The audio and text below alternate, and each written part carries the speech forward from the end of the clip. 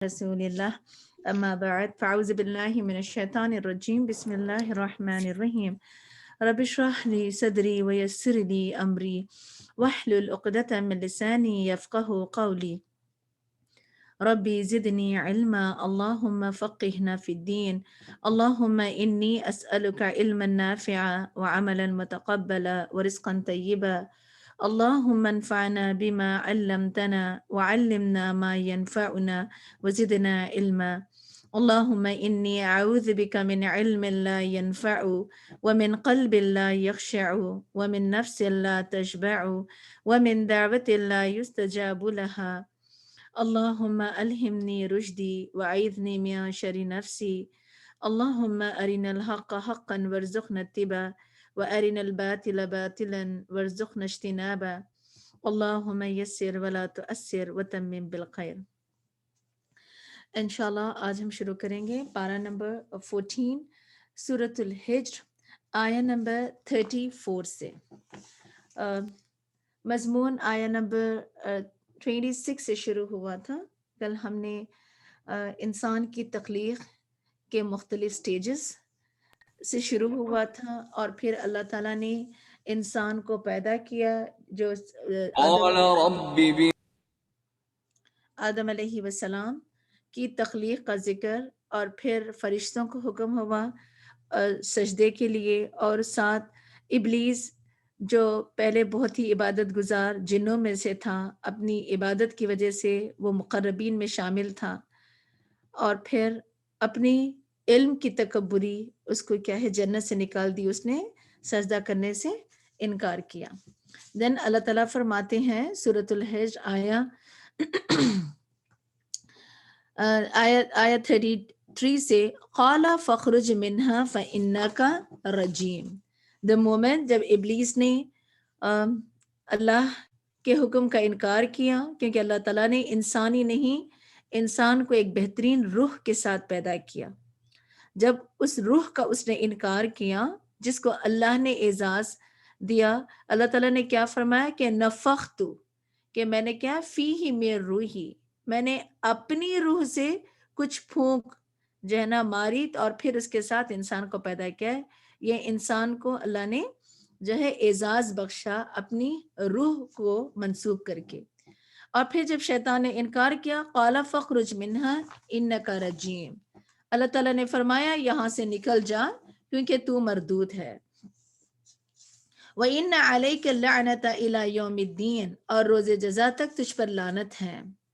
قَالَ رَبِّ فَأَنظِرْنِي إِلَى يَوْمِ يُبْعَثُونَ، شیطان کہنے لگا میرے پروردگار پھر مجھے اس دن تک زندہ رہنے کی مہلت دے دے جب لوگ دوبارہ اٹھائے جائیں گے۔ تو کیونکہ وہ عبادت گزار تھا تو اس کو آخرت پر یقین بھی تھا۔ قَالَ فَإِنَّكَ مِنَ الْمُنظَرِينَ، اللہ تعالیٰ نے فرمایا تجھے مہلت دی جاتی ہے، إِلَى يَوْمِ الْوَقْتِ الْمَعْلُومِ، اس دن تک جس کا وقت معلوم ہے۔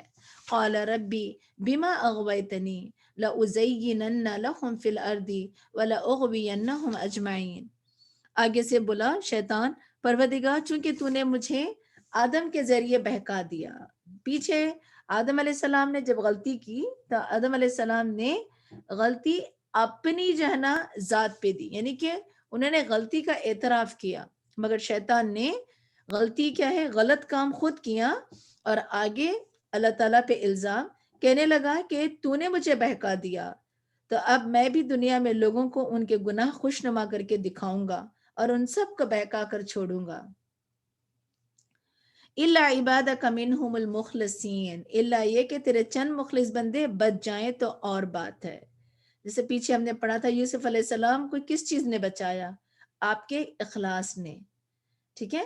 تو یہاں پر بھی کیا ہے کہ شیطان نے کیا کہا، جو مخلص ہیں ان پر میرا وار نہیں چلتا، ان پر کوئی اختیار نہیں۔ پھر قال ھذا صراط علیہ مستقیم، اللہ تعالیٰ نے فرمایا یہ وہ راستہ ہے جو سیدھا مجھ تک پہنچتا ہے۔ کون سا راستہ؟ اخلاص کا راستہ۔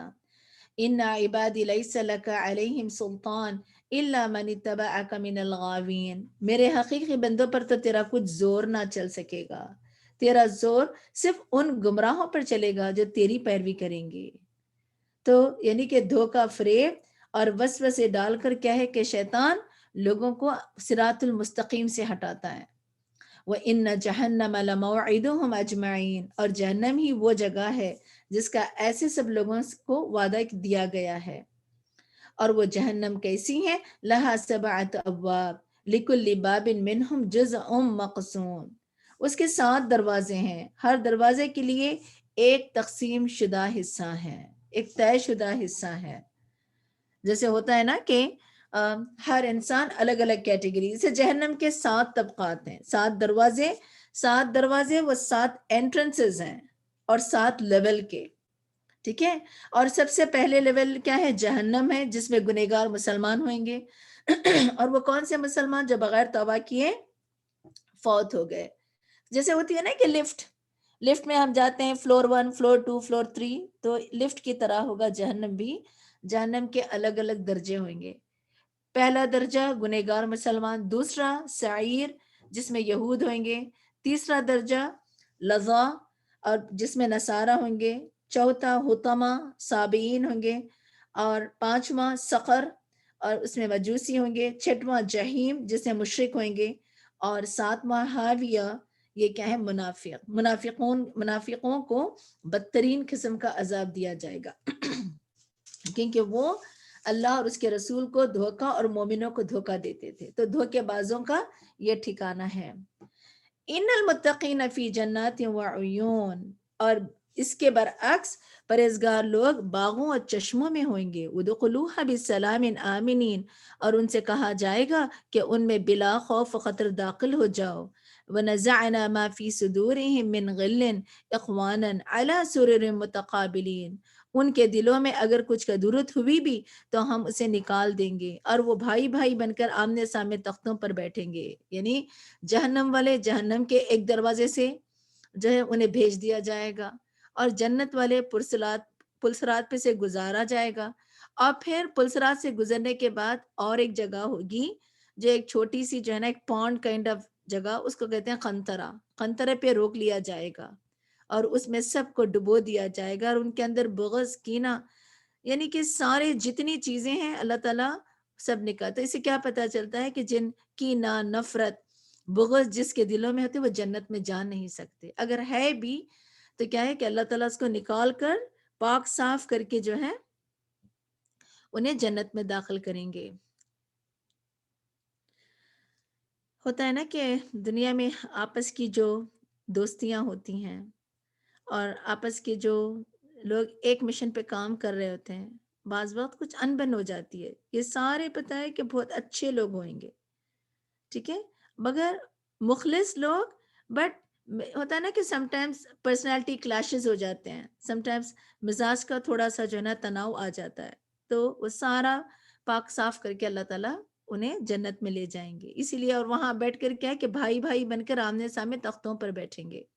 لا یمسہم فیہا نصب وما ہم منہا بمخرجین، نہ انہیں وہاں کوئی مشقت اٹھانا پڑے گی اور نہ وہ وہاں سے نکالے جائیں گے۔ نبی عبادی انی انا الغفور الرحیم، اور اے نبی صلی اللہ علیہ وسلم میرے بندوں کو خبر دے دیجئے کہ میں معاف کر دینے والا اور رحم کرنے والا ہوں۔ وَأَنَّ عَذَابِي هُوَ الْعَذَابُ الْعَلِيمُ، اور یہ بھی کہ میرا عذاب ہی دردناک عذاب ہے۔ وَنَبِّئْهُمْ عَنْ ضَيْفِ ابراہیم، نیز آپ صلی اللہ علیہ وسلم انہیں ابراہیم کے مہمانوں کا حال بتائیے۔ اِذْ دَخَلُوا عَلَيْهِ فَقَالُوا سَلَامًا، جب وہ اس کے ہاں آئے تو ابراہیم کو سلام کہا۔ قَالَ إِنَّ مِنْكُمْ وَجِلُونَ، ابراہیم علیہ السلام نے کہا ہمیں تو تم سے ڈر لگتا ہے۔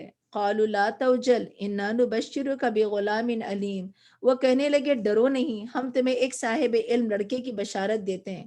قَالَ أَبَشَرْتُمُونِي عَلَىٰ أَم مَّسَّنِيَ الْكِبَرُ فَبِمَا تُبَشِّرُونَ، ابراہیم علیہ السلام نے کہا کیا مجھے اس حال میں اولاد کی خوشخبری دیتے ہو جبکہ میں بوڑھا ہو چکا ہوں، پھر یہ کیسی بشارت دے رہے ہو؟ قالوا بشرناک بالحق فلا تکن من القانتین، وہ کہنے لگے ہم تجھے سچی بشارت دے رہے ہیں لہٰذا مایوس نہ ہو۔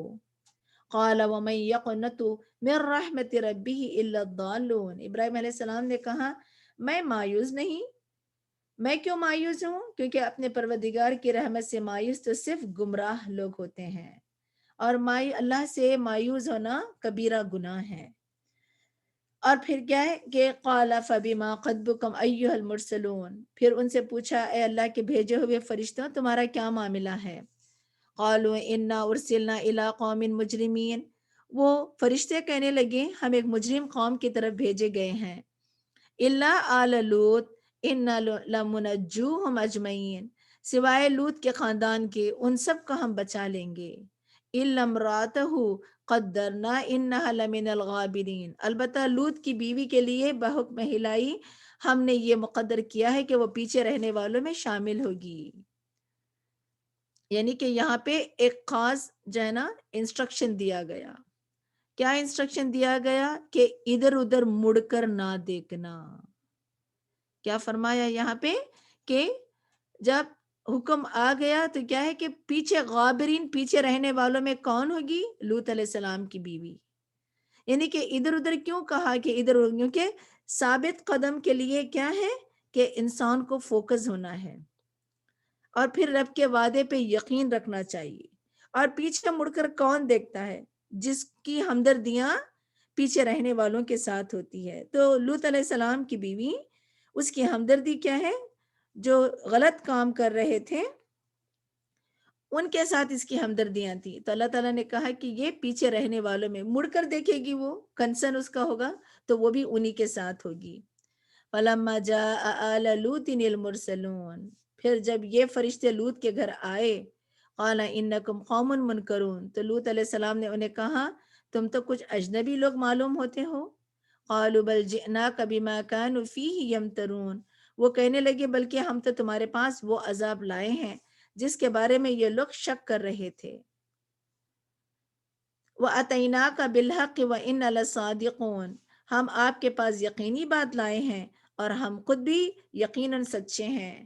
فَأَسْرِ بِأَهْلِكَ بِقِطْعٍ مِّنَ اللَّيْلِ وَاتَّبِعْ أَدْبَارَهُمْ وَلَا يَلْتَفِتْ مِنْكُمْ أَحَدٌ وَامْضُوا حَيْثُ تُؤْمَرُونَ، اور پھر کیا، لہٰذا تم کچھ رات رہے اپنے گھر والوں کو لے کر نکل جاؤ اور تم ان سب کے پیچھے رہو اور تم میں سے کوئی مڑ کر نہ دیکھیں، اور وہاں جاؤ جہاں تمہیں حکم دیا گیا ہے، یعنی کہ اللہ کے حکم پر فوکس ہو جاؤ۔ مڑتا کون ہے؟ جس کو یقین نہیں ہوتا، ابھی کوئی چیز پیچھے سے جنا آ نہ جائے یا کوئی چیز ہمیں پیچھے سے بچا نہ لیں، تو جو تردد کا شکار ہوتا ہے وہی ادھر ادھر دیکھتا ہے۔ تو یہاں پہ کیا کہا کہ بالکل فوکس رہو۔ وَقَضَيْنَا إِلَيْهِ ذَلِكَ الْأَمْرَ أَنَّ دَابِرَ هَؤُلَاءِ مَقْطُوعٌ مُصْبِحِينَ، اور ہم نے لوط کو اس بات کا فیصلہ سنا دیا کہ صبح ہوتے ہی ان لوگوں کی جڑ کٹ جائے گی۔ وَجَاءَ أَهْلُ الْمَدِينَةِ يَسْتَبْشِرُونَ، اتنے میں شہر والے خوشی خوشی لوط کے ہاں آ پہنچے۔ کیسے پہنچے؟ بیوی نے انفارم کر دیا، یعنی کہ اس قوم کو کہ ہمارے گھر کچھ لڑکے آئے ہیں۔ تو کیا ہے کہ ارلی مارننگ یہ بھاگتے ہوئے لوط علیہ السلام کے گھر آئے۔ قَالَ إِنَّ هَؤُلَاءِ ضَيْفِي فَلَا تَفْضَحُونِ، لوط علیہ السلام نے ان سے کہا یہ تو میرے مہمان ہیں لہٰذا مجھے ذلیل نہ کرو۔ اور اس سے یہ پتہ، پیچھے ابراہیم علیہ السلام کی مہمان نوازی کا پتہ چلا۔ ابراہیم علیہ السلام کیا تھے کہ بہترین مہمان نواز، کیسے بہترین کھانا لوگوں کو جو ہے آفر کیا فرشتوں کو۔ یہاں پر دیکھیں لوط علیہ السلام بھی ابراہیم علیہ السلام کے بھتیجے تھے، ان کے اندر بھی یہ خصوصیت ہے کہ مہمانوں کی حفاظت۔ مہمان کیا ہے؟ مہمانوں کی حفاظت کرنا، انہیں عزت دینا میزبان کا فرض ہے۔ تو کیا کہا کہ میرے مہمانوں کو ذلیل نہ کرو۔ وَاتَّقُوا اللَّهَ وَلَا تُخْزُونِ، اللہ سے ڈرو اور مجھے رسوا نہ کرو۔ قَالُوا أَوَلَمْ نَنْهَكَ عَنِ الْعَالَمِينَ، وہ کہنے لگے کہ ہم نے تجھے اس بات سے منع نہیں کیا تھا کہ تم دنیا جہاں کے حمایت نہ کیا کرو۔ قَالُوا أَوَلَمْ نَنْهَكَ عَنِ الْعَالَمِينَ قَالَ هَؤُلَاءِ بَنَاتِي إِن كُنتُمْ فَاعِلِينَ، لوط علیہ السلام نے کہا اگر تمہیں کچھ کرنا ہے تو یہ میری بیٹیاں موجود ہیں۔ کون سی؟ یعنی قوم کی ساری عورتیں پیغمبر کی بیٹیاں ہوتی ہیں، تو اسی لیے انہوں نے کیا کہا کہ میری بیٹیاں یعنی قوم کی ساری عورتیں ہیں۔ لَأَمْرُكَ إِنَّهُمْ لَفِي سَكْرَةٍ يَعْمَحُونَ، اے نبی صلی اللہ علیہ وسلم آپ کی عمر کی قسم، اس وقت وہ اپنی مستی میں دیوانے ہو رہے تھے، کمپلیٹلی لاس تھے وہ لوگ۔ فَأَخَذَتْهُمُ الصَّيْحَةُ مُشْرِقِينَ، آخر سورج نکلنے کے وقت انہیں زبردست دھماکے نے آ لیا، کیونکہ اس سے کیا پتہ چلتا ہے کہ مجرمین ساری رات جاگتے ہیں اور عین فجر کے وقت کیا ہے سو جاتے ہیں. آخر کیا ہے کہ یہ ان کو عذاب بھی کیا ہے عین فجر کے وقت ہی آنا تھا. فجعلنا عالیہا سافلہا وامطرنا علیہم حجارۃ من سجیل. پھر ہم نے اس بستی کے اوپر کے حصے کو نیچے کر دیا اور اس پر کنکر کی قسم کے پتھر برسائے. یعنی کہ زمین سے کیا ہے کہ نیچے زمین اپنے سطح سے 400 فٹ نیچے چلی گئی. تو اللہ جبرائیل امین نے اپنے پر کی نوک پہ جنا اٹھایا اور اس کو الٹا دے مارا، اور پھر ان پہ کیا ہے نشان زدہ پتھر. ہر بندے کی یعنی کہ ہر انسان کی کنکری پروگرام تھی، اور وہ کنکری اسی شخص کو جا کے لگی جس سے وہ اس کی موت واقع ہوئی. ان فی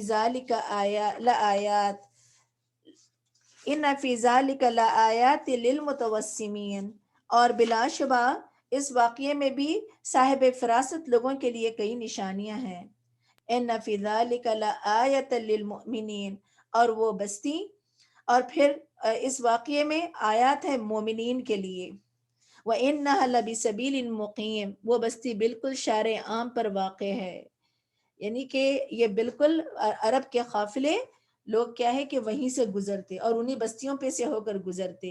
ان کے لیے کیا ہے کہ ایک ریمائنڈر دیا گیا کہ یہ دیکھو اللہ نے اللہ کی نافرمانی کے پاداش کس طرح سے اللہ نے انہیں سزا میں مبتلا کر دیا. ان فی ذالک لآیۃ للمؤمنین. اور بلا شبہ اس میں ایمان لانے والوں کے لیے نشانی ہے. وَإِنْ كَانَ أَصْحَابُ الْأَيْكَةِ لَظَالِمِينَ. اور آئکہ والے بھی یقیناً ظالم تھے. فَانْتَقَمْنَا مِنْهُمْ وَإِنَّهُمَا لَبِإِمَامٍ مُبِينٍ. چنانچہ ہم نے ان سے بھی انتقام لے لیا، اور یہ دونوں بستیاں کھلی شاہراہ پر واقع ہیں. یہ شعیب علیہ السلام کی قوم. وَلَقَدْ كَذَّبَ أَصْحَابُ الْحِجْرِ الْمُرْسَلِينَ. اور وادی ہجر کے لوگوں نے بھی رسولوں کو جھٹلایا تھا. کون؟ سمود کون تھے؟ یہ سنگ تراش تھے، یعنی کہ ان کا جو پیشہ جو تھا یہ پتھروں یعنی کہ بڑے بڑے چٹانوں میں اور پہاڑوں میں جو ہے نا بڑے بڑے مینشنز بناتے تھے. طویل مضبوط جسم، لمبی آڑی چوڑی اور لمبی عمر اللہ نے انہیں دیا. جب انہوں نے بھی جھٹلایا تو اللہ نے جو ہے آواز کٹ انہیں رہی ہے سزا اپنی. دی. وَآتَيْنَاهُمْ آيَاتِنَا فَكَانُوا عَنْهَا مُورِدِينَ. ہم نے انہیں اپنی نشانیاں دی مگر وہ اعراضی کرتے رہے. وَكَانُوا يَنْحِتُونَ مِنَ الْجِبَالِ بُيُوتًا آمِنِينَ. وہ لوگ پہاڑوں کو تراش کر امن سے ان میں رہتے تھے. فَأَخَذَتْهُمُ الصَّيْحَةُ مُصْبِحِينَ. چنانچہ صبح کے وقت انہیں زبردست دھماکے نے آ لیا. فَمَا أَغْنَى عَنْهُمْ مَا كَانُوا يَكْسِبُونَ. اور جو وہ پتھر کے مکان وغیرہ بناتے تھے ان کے کسی کام نہ آ سکے. وَمَا خَلَقْنَا السَّمَاوَاتِ وَالْأَرْضَ وَمَا بَيْنَهُمَا إِلَّا بِالْحَقِّ وَإِنَّ السَّاعَةَ لَآتِيَةٌ فَاصْفَحِ الصَّفْحَ الْجَمِيلَ. اور ہم نے جو آسمان و زمین اور ان کے درمیان جو کچھ ہے انہی کسی مصلحت سے ہی پیدا کیا ہے، اور قیامت یقیناً آنے والی ہے.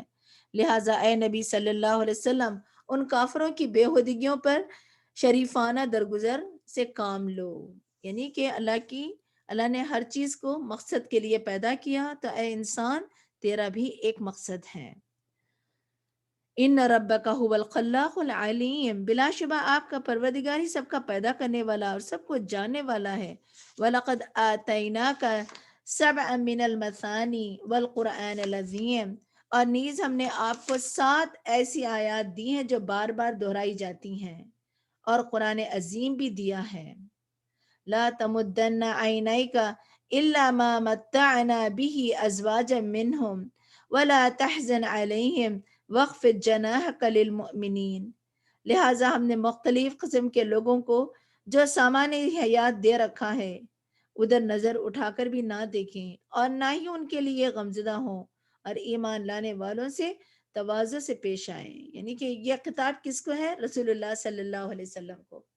پیچھے یہاں پہ سبع مسانی بار بار دہرانے والی آیات کیا ہے؟ یہ سورۃ الفاتحہ کی طرف. And this is a gift Allah has given to رسول اللہ صلی اللہ علیہ وسلم.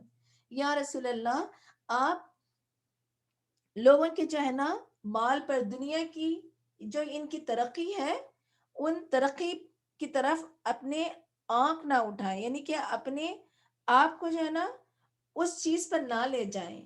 دیکھیں، دنیا کا مال تو ایک حقیر ہے، مگر اس سے بڑا گفٹ جو اللہ تعالیٰ نے آپ صلی اللہ علیہ وسلم کو عطا فرمایا وہ کیا ہے؟ سبع من المثانی، 7 آیتیں ریپیٹ کرنے والی، یعنی کہ یہ ہر نماز میں پڑھی جاتی ہیں.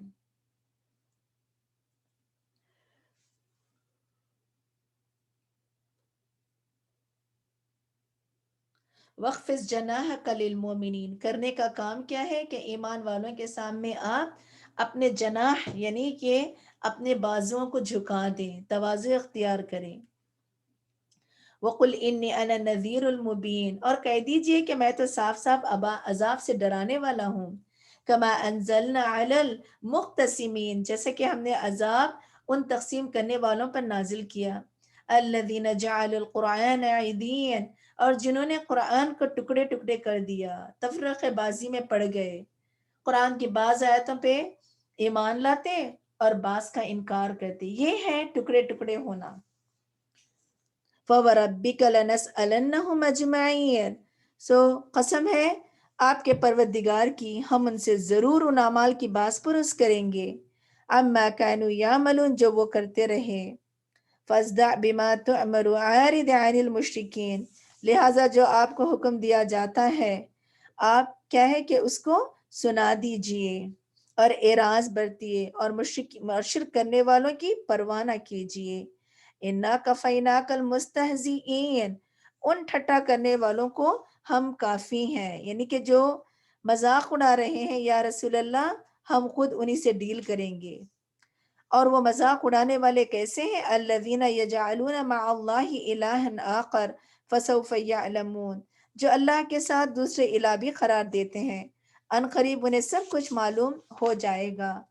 وَلَقَدْ نَعْلَمُ أَنَّكَ يَضِيقُ صَدْرُكَ بِمَا يَقُولُونَ فَسَبِّحْ بِحَمْدِ رَبِّكَ وَكُن مِّنَ السَّاجِدِينَ، ہم جانتے ہیں کہ جو کچھ یہ لوگ کہتے ہیں اس سے آپ کا دل گھٹتا ہے، یعنی کہ آپ کے دل میں گھٹن ہوتی ہے. اب یہاں پہ گھٹن کا علاج دیا، کیونکہ آپ مسلسل لوگوں کو معروف جو ہے نا معروف طریقے کی طرف بلاتے ہیں. کون سا معروف طریقہ؟ وہ راستہ صراط المستقیم. تو کیا ہے کہ لوگ آپ کو طرح طرح کی اذیتیں، تکلیفیں اور آپ کا مذاق اڑاتے ہیں. یا رسول اللہ، جب آپ ضیق الصدر یعنی کہ آپ کا جو ہے نا جب آپ کا دل گھٹنے لگتا ہے، آپ کا سینہ جو ہے نا جکڑنے لگتا ہے، کرنے کا کام کیا ہے؟ فسبح بحمد ربک وکن من الساجدین، اور لہٰذا آپ اپنے پروردگار کی حمد کے ساتھ تسبیح کیجئے، یعنی کہ یہ دل کی گھٹن کا علاج ہے. جب بعض وقت انسان بہت ڈپریشن میں ہوتا ہے، بعض وقت بہت پریشر ہوتا ہے، بعض دل پتہ ہے کہ بہت خراب ہوتا ہے لوگوں کی اذیت سے، کثرت سے کیا ہے؟ تسبیح، سبحان اللہ و بحمدہ سبحان اللہ العظیم، لا الہ الا اللہ، یہ ساری تسبیحات شروع کر دیں.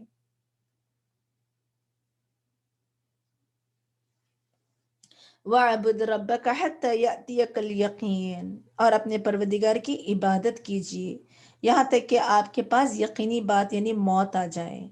تو اس سے کیا پتہ چلتا ہے کہ دشمن کے مقابلے میں، یعنی کہ جو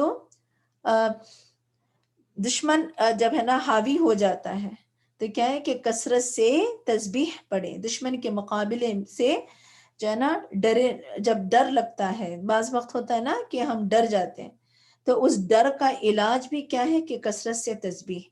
اور پھر کیا ہے؟ وَاعْبُدْ رَبَّكَ، اور کیا ہے؟ اپنے رب کی عبادت کرو. کب تک؟ موت آنے تک.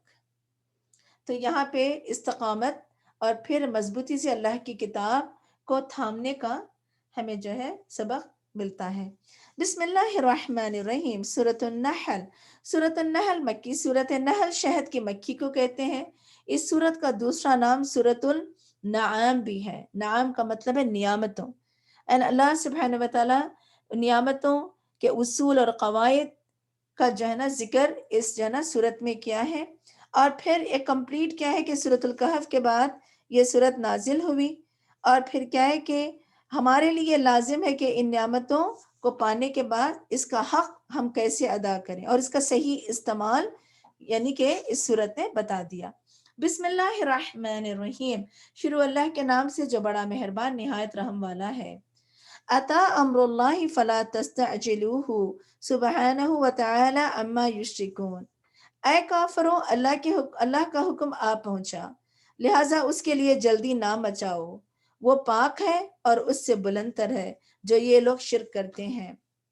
ينزل الملائكة بالروح من أمري على من يشاء من عبادي أن أنذروا أنه لا إله إلا أنا فاتقون، اپنے بندوں میں سے جس پر چاہتا ہے اپنے حکم سے وحی دے کر فرشتے نازل کرتا ہے اور ان بندوں کو حکم دیتا ہے متنبع کر دو کہ میرے سوا کوئی الہ نہیں، لہٰذا مجھی سے ڈرو۔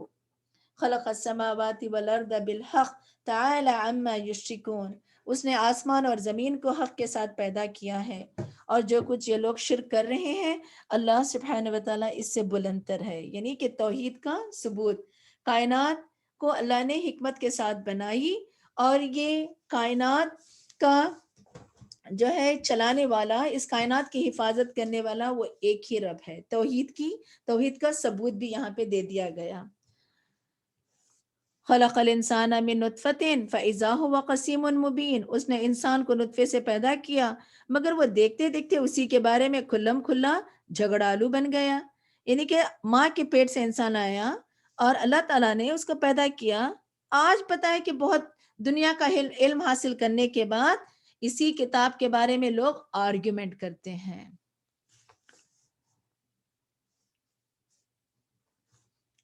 وَالْأَنْعَامَ خَلَقَهَا لَكُمْ فِيهَا دِفْءٌ وَمَنَافِعُ وَمِنْهَا تَأْكُلُونَ، نیز چوپایوں کو بھی اس نے پیدا کیا جن میں سے بانس کی اون سے گرم کپڑے بنا کر تم سردی سے بچتے ہو، نیز اور بھی کئی فائدے اٹھاتے ہو، اور بعض کو تو تم کھاتے ہو۔ یعنی تمہیں اللہ کی ذات کے بارے میں ایک بہت بڑا کوسچن مارک، ایک بہت بڑی کوئری، ایک کہتا ہے کہ شک میں مبتلا ہو، یہ دیکھو جو چیزیں ڈے ٹو ڈے جو استعمال کر رہے ہو وہ کہاں سے آ گئی، اس کو کس نے پیدا کیا۔ اور یہاں پہ کیا ہے کہ مویشی جانور جن کے جو ہے نا جن کے اون سے جو ہے فائدہ اٹھاتے ہیں۔ وَلَكُمْ فِيهَا جَمَالٌ حِينَ تُرِيحُونَ وَحِينَ تَسْحَرُونَ، نیز جب تم انہیں شام کو چرا کر لاتے ہو اور جب صبح چرانے لے جاتے ہو تو اس میں تمہارے لیے ٹھاٹ بھی ہیں۔ وَتَحْمِلُ أَثْقَالَكُمْ إِلَى بَلَدٍ لَمْ تَكُونُوا بَالِغِيهِ إِلَّا بِالشِّقِّ الْأَنفُسِ إِنَّ رَبَّكُمْ لَرَؤُوفٌ رَحِيمٌ، نیز وہ جانور تمہارے بوجھ ایسے شہر تک اٹھا کر لے جاتے ہیں جہاں تم سخت جاں فشانی کے بغیر پہنچ نہیں سکتے، بلا شبہ تمہارا پروردگار بڑا شفیق اور رحم کرنے والا ہے۔ یعنی کہ تمہارے جانور، یعنی کہ کون سے جانور، آپ دیکھیں گھوڑے، انشاءاللہ دیکھیں نا وہ چیز جہاں آپ نہیں پہنچ سکتے مگر کیا ہے کہ جانور پہنچا دیتے ہیں۔ جیسے پہاڑوں پر انسان کیا ہے کہ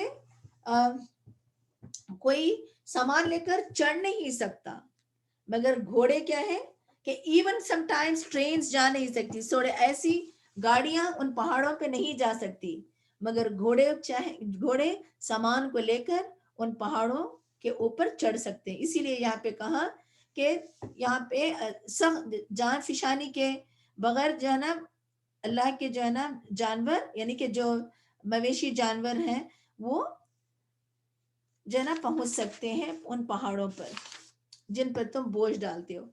اینڈ دین اگین دیکھیں نیکسٹ اللہ تعالیٰ والخیلا، پیچھے پتا ہے کہ جانور کی بات ہوئی، وہ جانور جو سامان اٹھاتے ہیں، آگے اس نے والخیلا والبغال والحمیر لترکبوها وزینہ ویخلق ما لا تعلمون، اور اس نے گھوڑے، خچر اور گدھے بھی پیدا کیے تاکہ تم ان پر سواری کرو، اور وہ تمہارے لیے باعث زینت بھی ہیں، اور وہ ہے اور وہ اور بھی کئی چیزیں پیدا کرے گا۔ یعنی یہاں پہ تو جانور ریلیٹ کر سکتے ہیں گاڑیوں کو، آئندہ اور بھی مزید انوینشنز باقی ہیں، اور بھی طرح طرح کی چیزیں جو ہے نا پیدا ہوں گی جو ان گاڑیوں کا کام دے گی جنہیں تم نہیں جانتے. وَعَلَى اللَّهِ قَصْدُ السَّبِيلِ وَمِنْهَا جَائِرٌ وَلَوْ شَاءَ لَهَدَاكُمْ أَجْمَعِينَ. اور سیدھی راہ بتانا اللہ کے ذمے ہے جبکہ راستے ٹیڑھے بھی موجود ہیں، اور اگر اللہ چاہتا تو تم سب کو ہدایت دے سکتا تھا. یہ انسان کا امتحان ہے. نعمتوں کو دے کر اللہ تعالیٰ نے نعمتوں کو ایکسپلور کرو، اس نعمتوں کو بنانے والے کو پہچانو. هو الذي انزل من السماء ماء لكم منه شراب ومنه شجر فيه تسيمون. وہی تو ہے جس نے تمہارے لیے آسمان سے پانی برسایا، اس پانی کو تم پیتے بھی ہو، اور اس سے نباتات اگتی ہیں جو تم مویشیوں کو چراتے ہو. ينبت لكم به الزرع والزيتون والنخيل والعناب ومن كل الثمرات ان في ذلك لآية لقوم يتفكرون. وہ اس پانی سے تمہارے لیے کھیتی، زیتون، کھجور، انگور اور ہر طرح کے پھل پیدا کرتا ہے. غور و فکر کرنے والوں کے لیے اس میں ایک بہت بڑی نشانی ہے. وَسَخَّرَ لَكُمُ اللَّيْلَ وَالنَّهَارَ وَالشَّمْسَ وَالْقَمَرَ وَالنُّجُومُ مُسَخَّرَاتٌ بِأَمْرِهِ إِنَّ فِي ذَلِكَ لَآيَةٍ لِقَوْمٍ يَعْقِلُونَ. اس نے تمہارے لیے رات اور دن کو نیز سورج اور چاند کو مسخر کر رکھا ہے، اور تمہارے ستارے اسی کے حکم کے پابند ہیں. بلا شبہ اس میں سوچنے والوں کے لیے کئی نشانیاں ہیں. یعنی کہ دن اور رات کا عدل بدل کر آنا، چاند اور سورج کا جو ہے اپنی ایک جگہ، سورج اتنا بڑا ہے کبھی چاند اور ستاروں کو ڈسٹرب نہیں کرتا. مگر کیا ہوتا ہے دنیا میں، جب کبھی کوئی پاورفل ہوتا ہے تو وہ مظلوموں پہ ظلم کرنے لگتا ہے. مگر کائنات کی شے کیا ہے کہ وہ اللہ تعالیٰ کے سامنے سبمسو ہے. وہ اللہ تعالیٰ کو جو ہے نا اللہ کے ہاں فرما بردار ہے، تو وہ اپنی جو ہے نا لمیٹیشنز میں ہے. ان فی ذلک لآیات لقوم یعقلون. عقل والوں کے لیے یہاں پہ کیا ہے کہ بہت بڑی نشانیاں ہیں. وما زرع لكم في الارض مختلفا الوانه ان في ذلك لآیۃ لقوم یذکرون. نیز اس نے تمہارے لیے زمین میں رنگ برنگ کی کئی چیزیں پیدا کی ہیں، اس میں بھی ان لوگوں کے لیے نشانی ہے جو سبق حاصل کر سکتے ہیں. وَهُوَ الَّذِي، یعنی کہ ان نشانیوں میں سبق کون حاصل کرتے ہیں؟ کہ جو لوگ عقل رکھتے ہیں.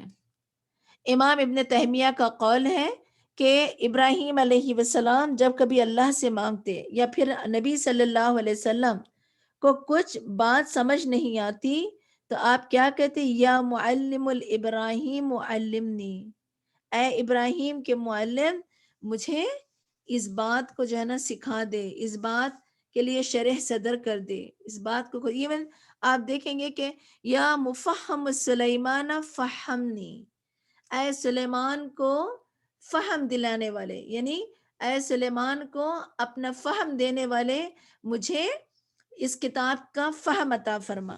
اس طرح سے آپ صلی اللہ علیہ وسلم اللہ کے پاس مانگتے تھے. وَهُوَ الَّذِي سَخَّرَ الْبَحْرَ لِتَأْكُلَ مِنْهُ لَحْمًا طَرِيًّا وَتَسْتَخْرِجَ مِنْهُ حِلْيَةً تَلْبَسُونَهَا. وہی تو ہے جس نے سمندر کو تمہارے اختیار میں کر دیا تاکہ اس میں سے تم تر و تازہ گوشت کھاؤ، اور اس سے وہ زیور نکالو جو تم پہنتے ہو. اور تو دیکھتا ہے کہ کشتی سمندر کا پانی چیرتی چلی جاتی ہیں. وَتَرَى الْفُلْكَ مَوَاخِرَ فِيهِ وَلِتَبْتَغُوا مِنْ فَضْلِهِ لَعَلَّكُمْ تَشْكُرُونَ. اور سمندر کا پانی کشتی چیرتی ہوئی چلتی ہے اس لیے بھی کہ تم اللہ کا فضل تلاش کرو اور اس کا شکر ادا کرو. وَأَلْقَى فِي الْأَرْضِ رَوَاسِيَ أَن تَمِيدَ بِكُمْ وَأَنْهَارًا وَسُبُلًا لَعَلَّكُمْ تَهْتَدُونَ. نیز اس نے زمین کو ہچکلوں سے بچانے کے لیے اس میں مضبوط پہاڑ رکھ دیے تاکہ تمہیں لے کر ہچکلے نہ کھائیں، اور نہریں بھی بنائیں اور رستے بھی تاکہ تم آتے جاتے وقت راہ پا سکو. یعنی کہ سم ٹائمز آپ کو کوئی سائن بورڈز کی ضرورت نہیں ہے، اللہ تعالیٰ ایسے راستے بنا دیتے ہیں. پہاڑوں میں کس نے بنائے راستے؟ جو وادیاں ہوتی ہیں وہ نیچرل راستے ہیں، وہ اللہ تعالیٰ کی طرف سے ہیں. افمن یخلق کمن لا یخلق افلا تذکرون. تو اللہ تعالیٰ کیا ہے کہ اور کچھ نشانیاں بھی بنا دیں، اور بعض لوگ وَأَلْقَى فِي رَوَاسِيَ وَأَلْقَى فِي الْأَرْضِ رَوَاسِيَ أَن تَمِيدَ بِكُمْ وَأَنْهَارًا وَسُبُلًا لَعَلَّكُمْ تَهْتَدُونَ وَعَلَامَاتٍ وَبِالنَّجْمِ هُمْ يَهْتَدُونَ۔ اور پھر کیا ہے کہ اور وہ اللہ سبحانہ وتعالیٰ نے کچھ نشانیاں بنا دیں، اور بعض لوگ ستاروں سے راستے معلوم کر لیتے ہیں۔ ہم نے پیچھے پڑھا تھا ستارے کیا ہے، ڈائریکشن کا کام دیتے ہیں۔ ستارے کیا ہے کہ لوگ اگر جو ہے نا راستے بھول جائیں تو وہ ستاروں سے مدد لیتے ہیں۔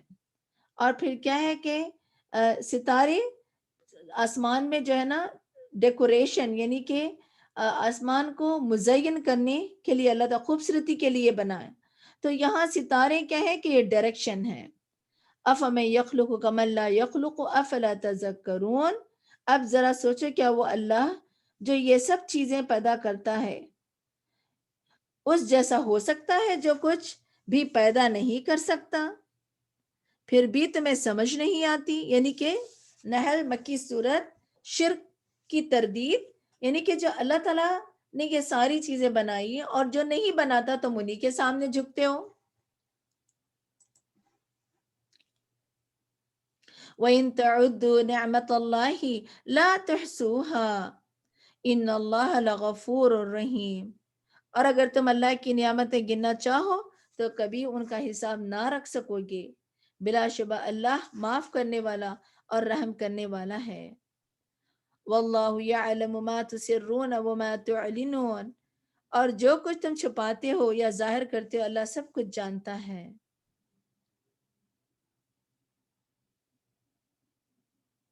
اموات غیر احیاء وما یشعرون ایان یبعثون۔ اور پھر یہاں پہ کیا ہے کہ اللہ تعالیٰ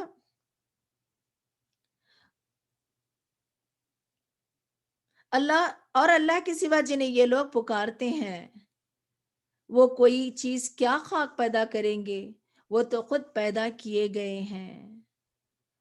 and then وہ مردے ہیں، زندہ نہیں، انہیں یہ بھی پتہ نہیں کہ کب دوبارہ اٹھائے جائیں گے۔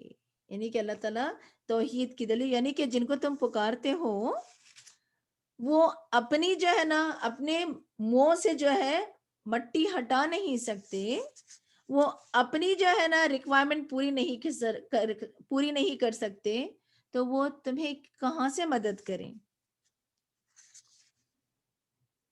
الہکم الہ واحد فالذین لا یؤمنون بالآخرۃ قلوبہم منکرۃ وہم مستکبرون۔ تمہارا الہ بس ایک ہی ہے، پھر جو لوگ آخرت پر ایمان نہیں لاتے، انکار ان کے دلوں میں رچ بس گیا ہے اور اکڑ بیٹھے ہیں۔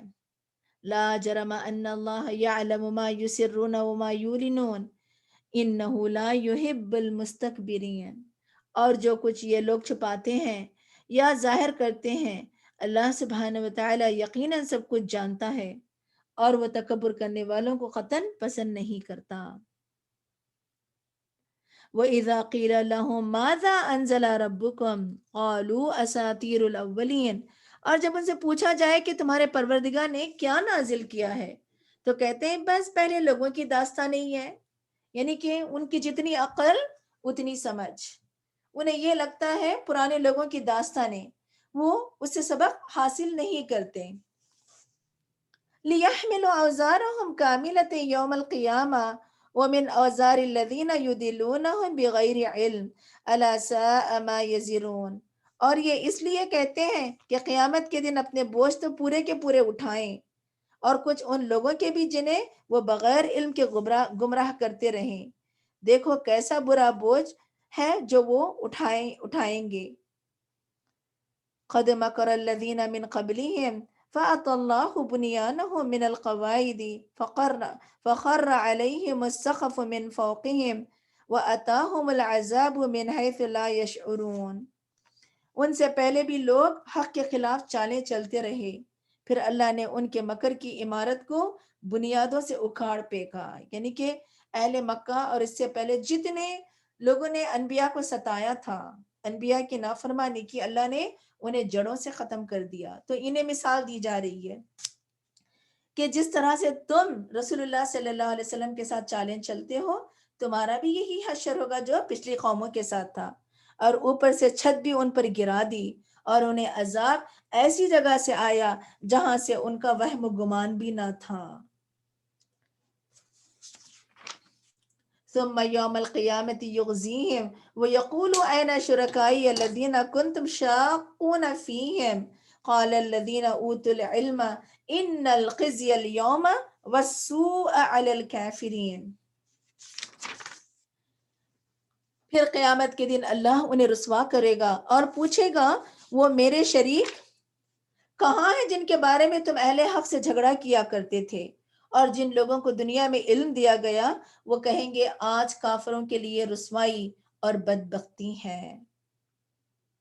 الذین تتوفاہم الملائکۃ ظالمی انفسہم فالقوا السلم ما كنا نعمل من سوء بلا ان اللہ علیم بما کنتم تعملون۔ وہ کافر جو اپنے آپ پر ظلم کر رہے تھے، جب فرشتے ان کی روح قبض کرنے آتے ہیں تو ہتھیار ڈال دیتے ہیں اور کہتے ہیں ہم کوئی برے کام تو نہیں کرتے تھے۔ فرشتے کہیں گے کیوں نہیں کر رہے تھے جو کچھ تم کر رہے تھے، اللہ یقیناً اسے خوب جانتا ہے۔ یعنی کہ کافروں کی موت کا وقت، جب اس کی موت کی آخری ہچکی کے ساتھ انہیں آخرت کا انجام نظر آنے لگتا ہے۔ دا مومن فرشتے جب ان کے سامنے ہوتے ہیں تو وہ ڈیفینسو پوزیشن میں آ جاتے ہیں اور آگے سے کیا کہتے ہیں کہ جی بتائیں کہ کیا ہم کر سکتے ہیں، یعنی کہ ایسا فرشتوں کے سامنے ان کا رویہ ہوتا ہے گویا کہ وہ بہت فرما بردار لوگ تھے۔ اور پھر کیا ہے کہ یہ فرشتوں سے ایکسکیوزز دیں گے، کہیں گے کہ ہم تو بہت کمزور لوگ تھے۔ اب پتہ ہے کہ جب جانیں نکلنے کا وقت، ایون فرعون نے بھی یہی کیا تھا، جب فرشتوں کو دیکھنے لگا تو آگے سے کیا ہے کہ اپنے آپ کو سرنڈر کیا، اور یہ کافرین بھی ایسے ہی کریں گے کہ فرشتوں کو دیکھتے ہی اپنے آپ کو فرشتوں کے سامنے سرنڈر کرنے کی کوشش کریں گے۔ اللہ تعالیٰ کہتے ہیں کہ فرشتے کیا ہے کہ ان کی جانیں نکال کر رہیں گے۔ تو اس میں سبق ہمارے لیے ہے، جب کبھی ہم غلط کام کرتے ہیں، غلط کام کرتے وقت اپنے آپ سے سوال کریں کہ اگر اللہ تعالیٰ کے ہاں اس چیز کی اگر پوچھ ہو گئی تو کیا میں تیار ہوں؟ کیا میں اس کا جواب دے سکتی ہوں؟ کیا میں یہ سزا برداشت کر سکتی ہوں؟ فَادْخُلُوا أَبْوَابَ جَهَنَّمَ خَالِدِينَ فِيهَا فَلَبِئْسَ مَثْوَى الْمُتَكَبِّرِينَ۔ اب جہنم کے دروازوں میں سے انہیں داخل کر دو اور تم ہمیشہ اسی میں رہو گے۔ غرض تکبر کرنے والوں کا یہی بہت برا ٹھکانہ ہے۔ وَقِيلَ لِلَّذِينَ اتَّقَوْا مَاذَا أَنزَلَ رَبُّكُمْ قَالُوا خَيْرًا لِلَّذِينَ أَحْسَنُوا فِي هَذِهِ الدُّنْيَا حَسَنَةً وَلَدَارُ الْآخِرَةِ خَيْرٌ وَلَنِعْمَ دَارُ الْمُتَّقِينَ۔ وَلَنِعْمَ دَارُ الْمُتَّقِينَ۔ اور یہی بات جب پرہیزگاروں سے پوچھی جاتی ہے کہ تمہارے پروردگار نے کیا نازل کیا ہے، وہ تو کہتے ہیں بھلائی ہی بھلائی۔ ایسے لوگ جنہوں نے اچھے کام کیے ان کے لیے اس دنیا میں بھی بھلائی ہے اور آخرت کا گھر تو بہت بہتر ہے، اور پرہیزگاروں کے لیے کیا ہی اچھا گھر ہے۔ اور وہ گھر کیسا ہوگا؟ جنات عدن یدخلونہا تجری من تحتی الانہار لہم فیہا ما یشاؤون کذالک یجزی اللہ المتقین۔ اور پرہیزگاروں کے لیے دائمی باغ ہیں جن میں وہ داخل ہوں گے، ان میں نہریں جاری ہوں گی، اور جو کچھ بھی وہ چاہیں گے انہیں ملے گا۔ اللہ سبحانہ وتعالیٰ پرہیزگاروں کو اسی طرح جزا دیتے ہیں۔ الذین تتوفاہم الملائکۃ طیبین یقولون سلام علیکم ادخلوا الجنۃ بما کنتم تعملون۔ پرہیزگار جو پاک سیرت ہوتے ہیں ان کے پاس فرشتے کیسے آتے ہیں؟ فرشتے ان کی روح قبض کرنے آتے ہیں تو کہتے ہیں تم پر سلام ہو، یعنی کہ جنت کا آغاز موت کے، یعنی کہ فرشتوں کے آنے پر، فرشتوں کے نظر آنے پر جنت کا آغاز شروع ہو جاتا ہے۔ اور کیا کہیں گے وہ؟ جو اچھے عمل تم کرتے رہے اس کے صلے میں جنت میں داخل ہو جاؤ۔ دا مومن مومن کو دفنایا جاتا ہے تو فرشتے سوال جواب کرتے ہیں، پھر اس کی قبر میں جنت کی طرف سے ایک کھڑکی کھول دی جاتی ہے اور جس کی خوشبو سے اس کا دماغ معطر ہوتا ہے اور اسے کہا جاتا ہے کہ ایسے آرام اور مسرت سے سو جاؤ۔ تو اس سے کیا پتہ چلتا ہے کہ جو متقین ہیں ان کے لیے کیا ہے کہ بہترین جگہ ہوگی آخرت میں۔ هل ينظرون إلا أن تأتيهم الملائكة أو يأتي أمر ربك كذلك فعل الذين من قبلهم وما ظلمهم الله ولكن كانوا أنفسهم يظلمون۔ کیا اب یہ لوگ اسی بات کا انتظار کر رہے ہیں کہ ان کے پاس فرشتے آئیں یا تیرے پروردگار کا حکم عذاب آ جائے؟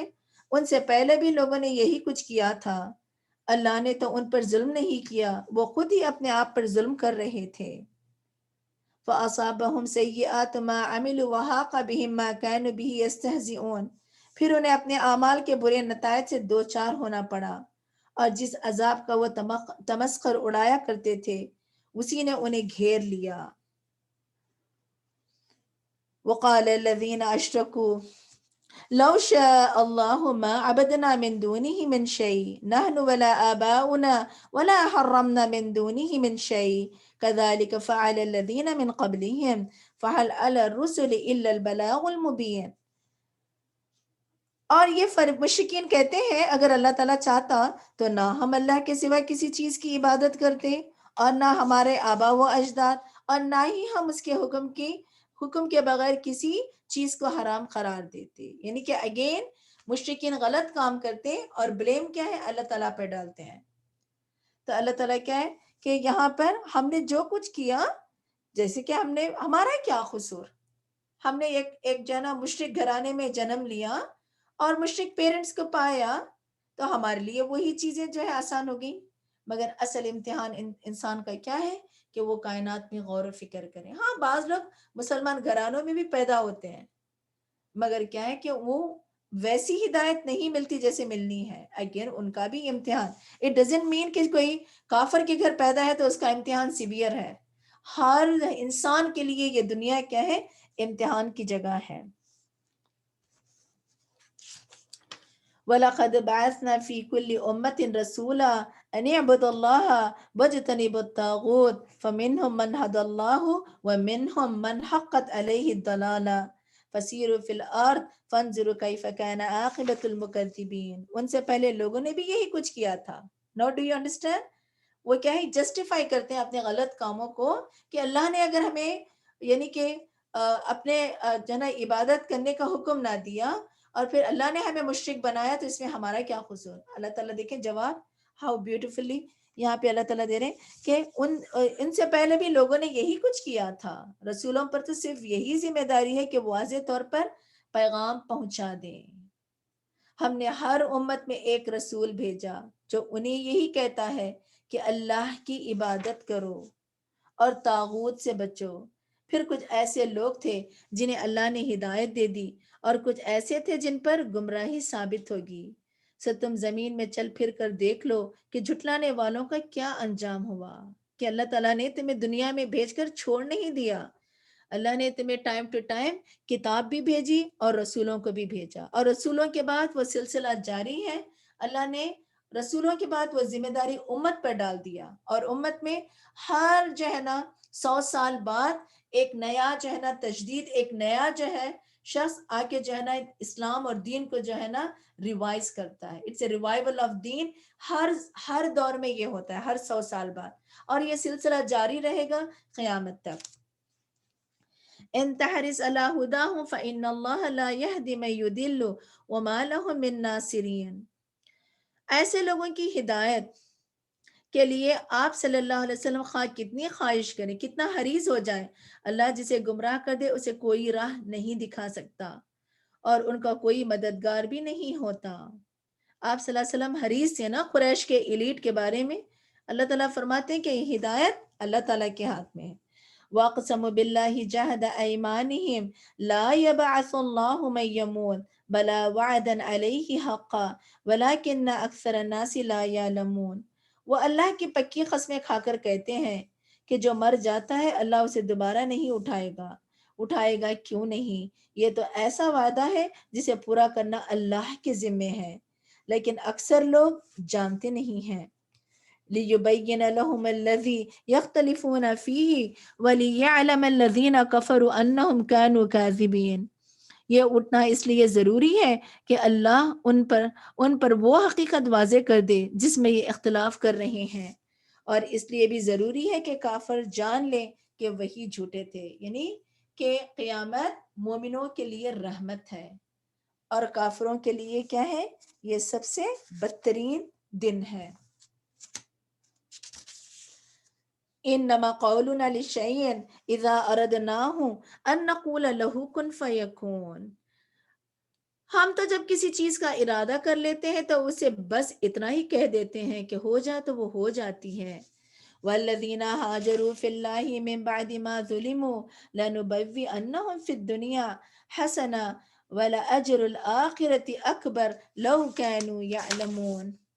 اور جن لوگوں نے ظلم سہنے کے بعد اللہ کے لیے ترک وطن کیا، ہم انہیں دنیا میں بھی بہت اچھا ٹھکانہ دیں گے اور آخرت کا اجر تو بہت بڑا ہے، کاش وہ لوگ جانتے۔ اور وہ کیسے لوگ ہیں جو اللہ کی راہ میں ہجرت کرتے ہیں؟ الذین صبروا وعلی ربہم یتوکلون، یعنی جن لوگوں نے صبر کیا اور اپنے پروردگار پر ہی بھروسہ کیا۔ یہ حبشہ جو پہلی ہجرت ہوئی تھی، سب سے پہلی جو ہے نا ہجرت، اس کی طرف اشارہ ہے۔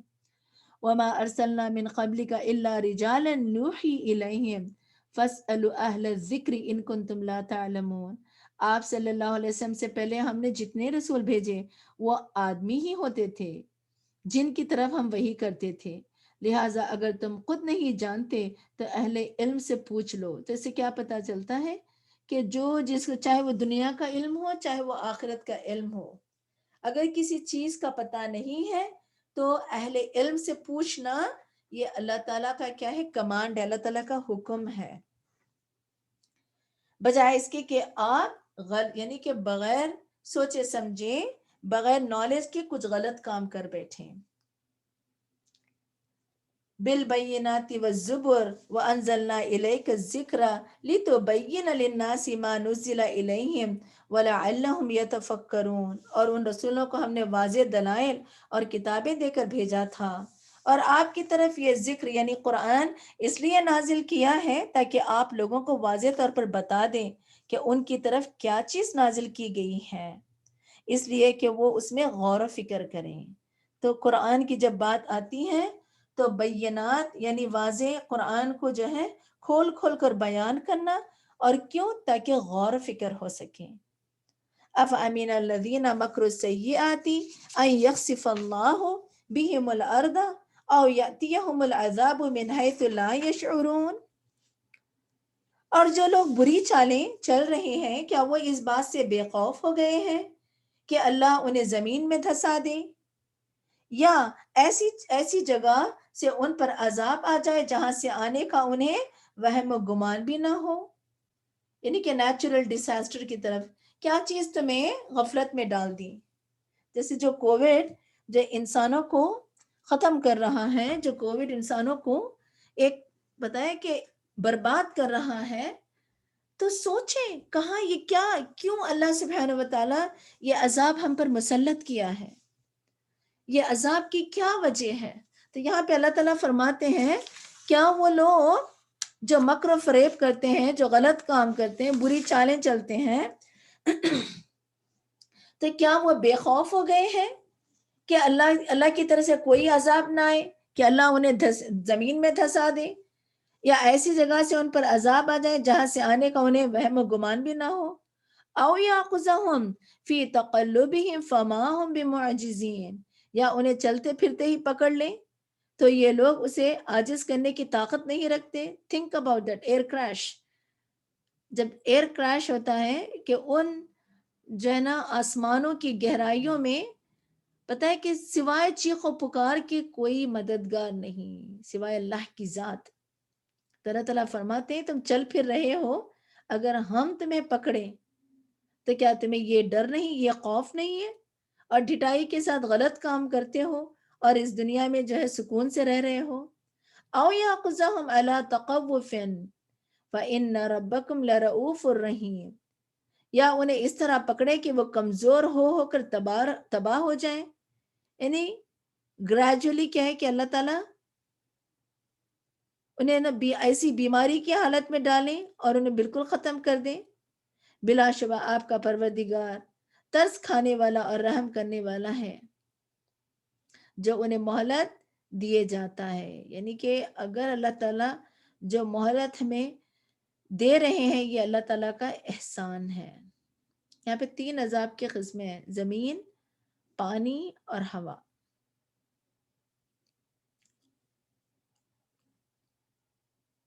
اولم یروا الی ما خلق اللہ من شیء یتفیأ ظلالہ عن الیمین والشمال سجدا للہ وہم داخرون.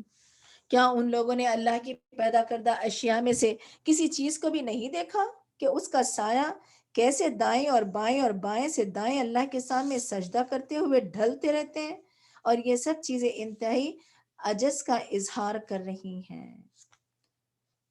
وَلِلَّهِ يَسْجُدُ مَا فِي السَّمَاوَاتِ وَمَا فِي الْأَرْضِ مِن دَابَّةٍ وَالْمَلَائِكَةُ وَهُمْ لَا يَسْتَكْبِرُونَ. پہلے کیا ہے کہ سایوں کی ہر شے کا ایک سایہ ہے، ہر شے اللہ کے سامنے سجدہ ریز ہے. اور پھر آسمان اور زمین میں جتنی جاندار مخلوق ہے اور فرشتے سب اللہ ہی کو سجدہ کرتے ہیں اور کبھی تکبر نہیں کرتے. یخافون ربهم من فوقهم ویفعلون ما یؤمرون. وہ اپنے پروردگار سے ڈرتے رہتے ہیں جو ان کے اوپر ہے اور وہی کام کرتے ہیں جو انہیں حکم دیا جاتا ہے. وقال اللہ لا تتخذوا الہین اثنین انما هو الہ واحد فإیایا فرہبون.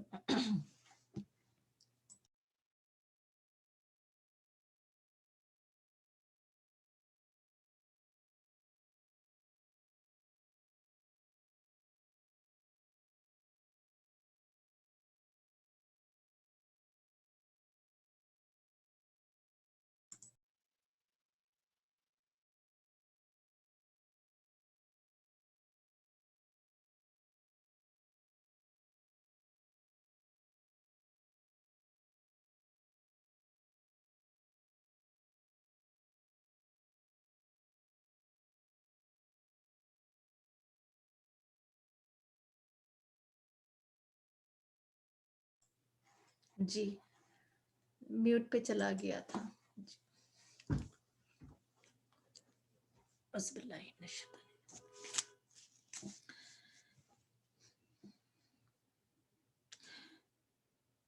یخافون ربهم من فوقهم ویفعلون ما یؤمرون. وہ اپنے پروردگار سے ڈرتے رہتے ہیں جو ان کے اوپر ہے اور وہی کام کرتے ہیں جو انہیں حکم دیا جاتا ہے. کون؟ کائنات کی ہر شے، کائنات کی ہر شے اللہ تعالیٰ کے ہاں سجدہ ریز ہیں اور وہ اللہ کا حکم بھی بجا لاتے ہیں اور اللہ سے بھی ڈرتے ہیں. ہمارے لیے حکم کیا ہے کہ اس کائنات میں ہم بھی شامل ہیں اور ہمارے لیے بھی کیا ہے؟ سجدہ ہے. چلیں سجدہ تلاوت کرتے ہیں، ٹھیک ہے؟ اور دعا آپ کو معلوم ہے: سجدہ وجہی للذی خلقہ وشق سمعہ وبصرہ بحولہ وقوتہ فتبارک اللہ احسن الخالقین. alright، چلیں ابھی سجدہ کر کے پھر کنٹینیو کرتے ہیں.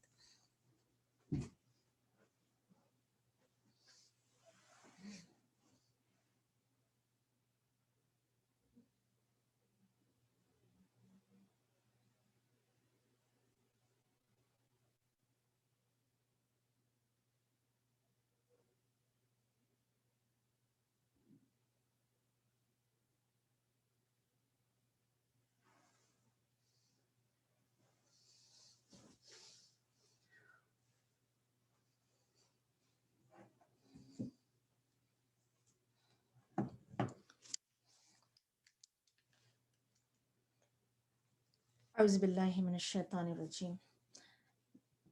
بسم اللہ الرحمن الرحیم. وقال اللہ لا تتخذوا الہین اثنین انما هو الہ واحد فإیایا فرہبون. اللہ تعالیٰ نے فرمایا ہے کہ 2 الہ نہ بناؤ، الہ صرف ایک ہی ہے لہٰذا مجھ ہی سے ڈرو. وَلَهُ مَا فِي السَّمَاوَاتِ وَالْأَرْضِ وَلَهُ الدِّينُ وَاصِبًا أَفَغَيْرَ اللَّهِ تَتَّقُونَ۔ آسمانوں اور زمین میں جو کچھ ہے سب اسی کا ہے اور اسی کی عبادت لازم ہے، پھر کیا تم اللہ کے علاوہ دوسروں سے ڈرتے ہو؟ وَمَا بِكُم مِّن نِّعْمَةٍ فَمِنَ اللَّهِ ثُمَّ إِذَا مَسَّكُمُ الضُّرُّ فَإِلَيْهِ تَجْأَرُونَ۔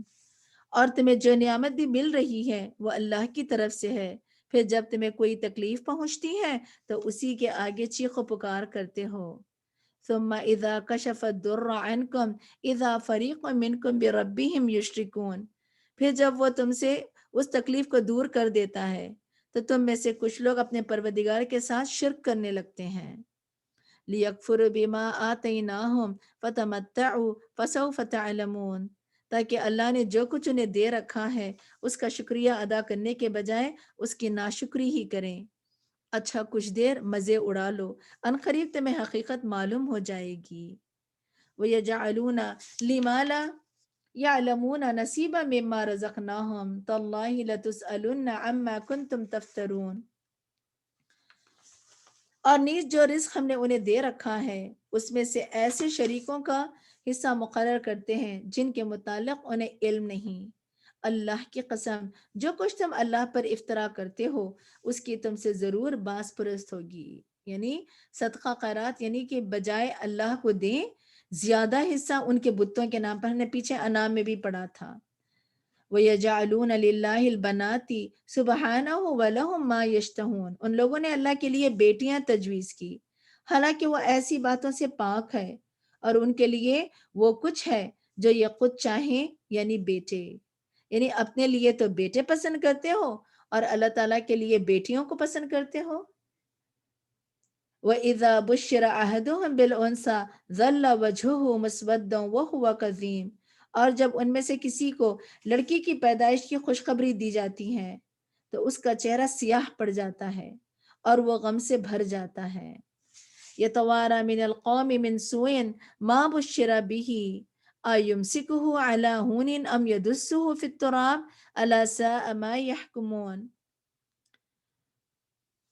اور دی ہوئی خبر سے آر کی وجہ سے لوگوں سے چھپتا پھرتا، یعنی کہ بیٹی ان کے لیے کیا تھا، ایک بہت بڑی انسلٹ تھی، اور سوچتا ہے کہ آیا اس لڑکی کو ذلت کے باوجود زندہ ہی رہنے دیں یا زمین میں گاڑ دیں۔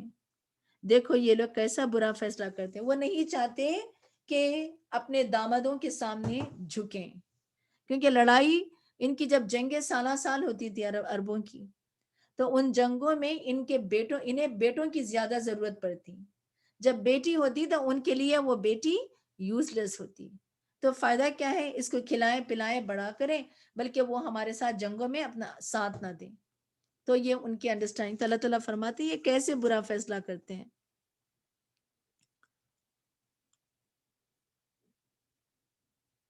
لِلَّذِينَ لَا يُؤْمِنُونَ بِالْآخِرَةِ مَثَلُ السَّوْءِ وَلِلَّهِ الْمَثَلُ الْأَعْلَىٰ وَهُوَ الْعَزِيزُ الْحَكِيمُ۔ بری مثال تو ان لوگوں کے لیے جو آخرت میں ایمان نہیں رکھتے، اللہ کے لیے تو بلند تر مثال ہے اور وہ ہر چیز پر غالب اور حکمت والا ہے۔ وَلَوْ يُؤَاخِذُ اللَّهُ النَّاسَ بِظُلْمِهِمْ مَا تَرَكَ عَلَيْهَا مِن دَابَّةٍ وَلَٰكِن يُؤَخِّرُهُمْ إِلَىٰ أَجَلٍ مُّسَمًّى فَإِذَا جَاءَ أَجَلُهُمْ لَا يَسْتَأْخِرُونَ سَاعَةً وَلَا يَسْتَقْدِمُونَ۔ اگر اللہ تعالیٰ لوگوں کو ان کے ظلم کی بنا پکڑنے لگتا تو زمین پر کوئی جاندار مخلوق باقی نہ رہ جاتی، لیکن وہ ایک معین عرصے تک ڈھیل دیے جاتا ہے، پھر جب وہ مدت آ جاتی ہے تو اللہ کا عذاب ان سے گھڑی بھر کے لیے بھی آگے پیچھے نہیں ہوتا۔ یہ ڈھیل یا تو اللہ تعالیٰ خوب انہیں عذاب دے، اور یہ ڈھیل کا مقصد یہ بھی ہے کہ ہو سکتا ہے کہ وہ اللہ تعالیٰ کی طرف لوٹ آئیں۔ جیسے طائف میں اگر اللہ سبحانہ و تعالیٰ نے اللہ نے بے شک حکم دیا تھا نبی صلی اللہ علیہ وسلم کو کہ یا رسول اللہ آپ حکم دیں ہمیں طائف کے لوگوں کو جو ہے نا پیس کر رکھ دیں، مگر آپ صلی اللہ علیہ وسلم نے کیا کہا کہ یا اللہ کہ اگر میں انہیں آج چھوڑ دوں تو کیا پتا کہ ان کی نسل سے وہ لوگ جو ہے نا پیدا ہو جو اللہ کے دین کو تقویت پہنچائیں۔ تو ہوا کیا کہ اس میں بہت سے بڑے بڑے لوگ واقعی پیدا ہوئے اور دین کے جو ہے نا خدمت گزار بنے، اور بعض وقت اللہ تعالیٰ ڈھیل اس لیے بھی دیتے ہیں تاکہ جب پکڑیں تو ٹھیک ٹھاک پکڑیں. وَيَجْعَلُونَ لِلَّهِ مَا يَكْرَهُونَ وَتَصِفُ أَلْسِنَتُهُمُ الْكَذِبَ أَنَّ لَهُمُ الْحُسْنَى لَا جَرَمَ أَنَّ لَهُمُ النَّارَ وَأَنَّهُمْ مُفْرَطُونَ. یہ لوگ اللہ کے لیے وہ چیز تجویز کرتے ہیں جسے خود ناپسند کرتے ہیں، اور ان کی زبانیں جھوٹ بکتی ہیں کہ ان کے لیے بھلا ہی بھلا ہے. ان کے لیے یقینی چیز تو دوزخ کی آگ ہے، اور اس میں یہ سب سے آگے ڈھکیلے جائیں گے. تاللہ لقد ارسلنا الى امم من قبلك فزین لهم الشیطان اعمالهم فهو ولیهم اليوم ولهم عذاب علیم. اللہ کی قسم ہم آپ سے پہلے بہت سی امتوں کی طرف رسول بھیج چکے ہیں، تو یہی ہوتا رہا کہ شیطان انہیں ان کے کرتوت مزین کر کے دکھاتا رہا، اور آج بھی شیطانی ان کفار مکہ کا سرپرست بنا ہوا ہے، اور انہیں دردناک عذاب ہوگا.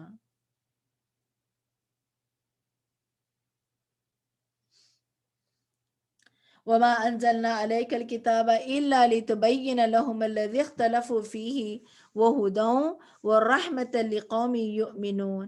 ہم نے آپ پر یہ کتاب صرف اس لیے نازل کی ہے کہ جن باتوں میں یہ لوگ اختلاف کر رہے ہیں ان کے بارے میں آپ ان پر حقیقت واضح کر دیں. نیز یہ کتاب ایمان لانے والوں کے لیے ہدایت اور رحمت بھی ہیں. وَاللَّهُ أَنزَلَ مِنَ السَّمَاءِ مَاءً فَأَحْيَا بِهِ الْأَرْضَ بَعْدَ مَوْتِهَا ان فی ذلک لآیۃ لقوم یسمعون. اور اللہ ہی نے آسمان سے پانی برسایا جس سے زمین کو اس کے مردہ ہونے کے بعد زندہ کیا. اس میں بھی ان لوگوں کے لیے نشانی ہے جو غور سے سنتے ہیں.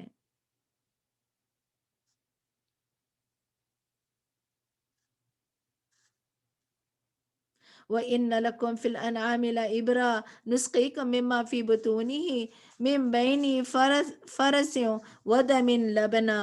وَدَمٍ لَبَنًا خَالِصًا سَائِغًا لِلشَّارِبِينَ. نیز تمہارے لیے چوپائیوں میں بھی نشان عبرت موجود ہے. ان کے پیٹوں میں جو غذا کا فضلہ اور خون موجود ہوتا ہے، تو ان دونوں چیزوں کے درمیان سے ہم تمہیں خالص دودھ پلاتے ہیں جو پینے والوں کے لیے خوشگوار ہوتا ہے. یعنی کہ گوبر اور خون کے درمیان سے دودھ. یہ تقسیم کون کرتا ہے؟ ہاضمے کے بعد کون سی چیز کہاں جانی ہے؟ تو اللہ تعالیٰ کی یہ ایک بہت بڑی اللہ تعالیٰ کی جو ہے قدرت کی نشانی ہے. اسی لیے آپ صلی اللہ علیہ وسلم نے فرمایا دودھ کا تحفہ واپس نہ کرنا چاہیے. رسول اللہ صلی اللہ علیہ وسلم نے فرمایا 3 چیزیں ایسی ہیں جو لوٹائی نہیں جاتی. نمبر 1 تکیہ، نمبر 2 تیل، اور نمبر 3 دودھ. تیل کی بھی خوشبو ہوتی ہے، دودھ کیا ہے اس کے نیوٹریشس ویلیو ہوتے ہیں، اور تکیہ کمفرٹ کا جو ہے ذریعہ ہے. اور اسی طرح آپ صلی اللہ علیہ وسلم نے فرمایا کہ خواب میں دودھ دیکھنا فطرت کی نشانی ہے. اسی طرح آپ نے خواب میں دودھ دیکھا کہ آپ نے دودھ پی کر جو ہے نا عمر رضی اللہ عنہ کو دیا، تو اس سے کیا ہے کہ علم میں اضافے کا ذریعہ، یعنی دودھ پیتے دیکھنا گویا کیا ہے علم حاصل کرنا. اسی لیے آپ صلی اللہ علیہ وسلم ہمیشہ دودھ پینے کے بعد دعا مانگتے تھے، اللہم بارک لنا فی وزدنا منہا. یا اللہ کیا ہے کہ اس دودھ میں کیا ہے کہ برکت بھی دے اور اس کو زیادہ بھی کر دے. وَمِنَ الثَّمَرَاتِ النَّخِيلِ وَالْأَعْنَابِ تَتَّخِذُونَ مِنْهُ سَكَرًا وَرِزْقًا حَسَنًا إِنَّ فِي ذَلِكَ لَآيَةً لِقَوْمٍ يَعْقِلُونَ. نیز کھجور اور انگور کے پھلوں سے بھی ہم تمہیں ایک مشروب پلاتے ہیں جسے تم نشہ آور بھی بنا لیتے ہو، اور عمدہ رزق بھی. اہل دانش کے لیے اس میں بھی ایک نشانی ہے، یعنی کہ اچھی چیزوں سے بری چیزیں بھی نکالتے ہیں. اور پھر کیا ہے کہ اناب اور نخیل، یہ کھجور اور انگور، یہ بھی کیا ہے کہ بہترین اس کی نیوٹریشس ویلیو ہے. اینڈ دین اللہ تعالیٰ فرماتے ہیں وَأَوْحَى رَبُّكَ إِلَى النَّحْلِ أَنِ اتَّخِذِي مِن جِبَالِ بُيُوتًا وَمِنَ الشَّجَرِ وَمِمَّا يَعْرِشُونَ. نیز آپ صلی اللہ علیہ وسلم کے پروردگار نے شہد کی مکھی کی طرف وحی کی کہ پہاڑوں میں، درختوں میں اور انگور وغیرہ کی بیلوں میں اپنا گھر یعنی چھتا بنا. ثم کلی من کل ثمراتی فاسلکی سبل ربک ذللا یخرج من بطونها شراب مختلف الوانه فيه شفاء للناس ان فی ذلک لآیۃ لقوم یتفکرون. اور پھر ہر قسم کے پھل سے اس کا رس چوس اور اپنے پروردگار کی ہموار کردہ راہوں پر چلتی رہ. ان مکھیوں کے پیٹ سے مختلف رنگوں کا مشروب شہد نکلتا ہے جس میں لوگوں کے لیے شفا ہے. یقیناً اس میں بھی ایک نشانی ہے ان لوگوں کے لیے جو غور و فکر کرتے ہیں. شہد کی مکھی. رسول اللہ صلی اللہ علیہ وسلم نے فرمایا مومن کی مثال شہد کی مکھی سی ہے. شہد کی مکھی پاک چیز کھاتی ہیں اور پاک چیز دیتی ہیں. اگر وہ غلطی سے بھی کسی غلط پھول کا رس چوس لیتی ہے تو دوسری مکھیاں اس کو مار مار کر جو ہے وہ چھتے سے نکال دیتی ہیں. اور وہ جس پھول پر بیٹھتی ہے نہ وہ پھول ٹوٹتا ہے اور نہ وہ خراب ہوتا ہے. تو مومن کیا ہے؟ ایک شہد کی مکھی کی طرح ہے. شہد کی مکھی فرما بردار صبح سویرے نکلتی ہے. فصلوں کی سبل ربی کی ذلولا، واپس آتی ہے، اپنا کام سے کام رکھتی ہے. اور کام میں کیا ہے کہ بہت ڈسپلن ہے، وقت کی پابند. یعنی کہ ایک شہد کی مکھی 1 پاؤنڈ شہد تیار کرنے کے لیے 55,000 کلومیٹر سفر کرتی ہے.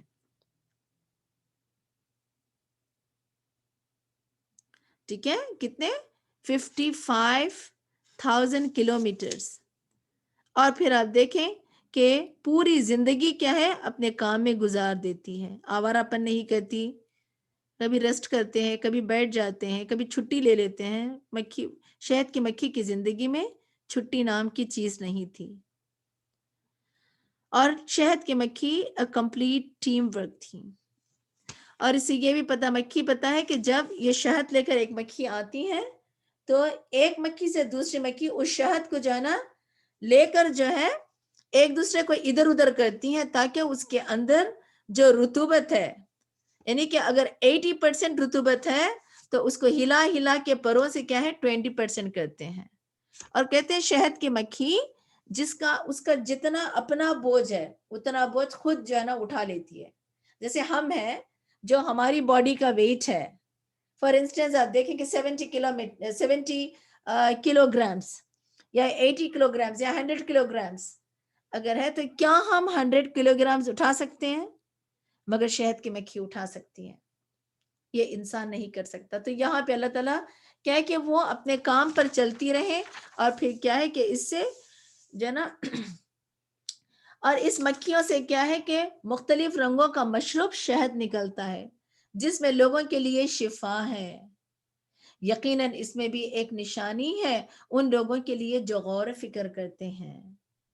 آپ صلی اللہ علیہ وسلم نے فرمایا 3 چیزوں میں شفا ہے: شہد پینے سے، پچلے لگانے میں اور آنکھ سے داغ دینے میں، مگر میں اپنی امت کو داغنے سے منع کرتا ہوں.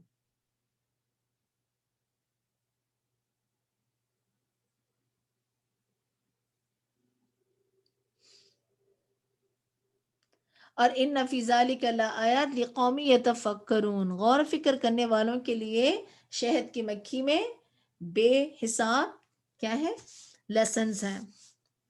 واللہ خلقکم ثم یتوفاکم ومنکم من یرد الی ارذل العمر لکی لا یعلم بعد علم شیئا ان اللہ علیم قدیر. اللہ نے تمہیں پیدا کیا پھر وہی تمہیں موت دیتا ہے اور تم میں سے کچھ لوگوں کو رذیل ترین عمر تک پہنچایا جاتا ہے تاکہ سب کچھ جاننے کے بعد وہ کچھ نہ جانے.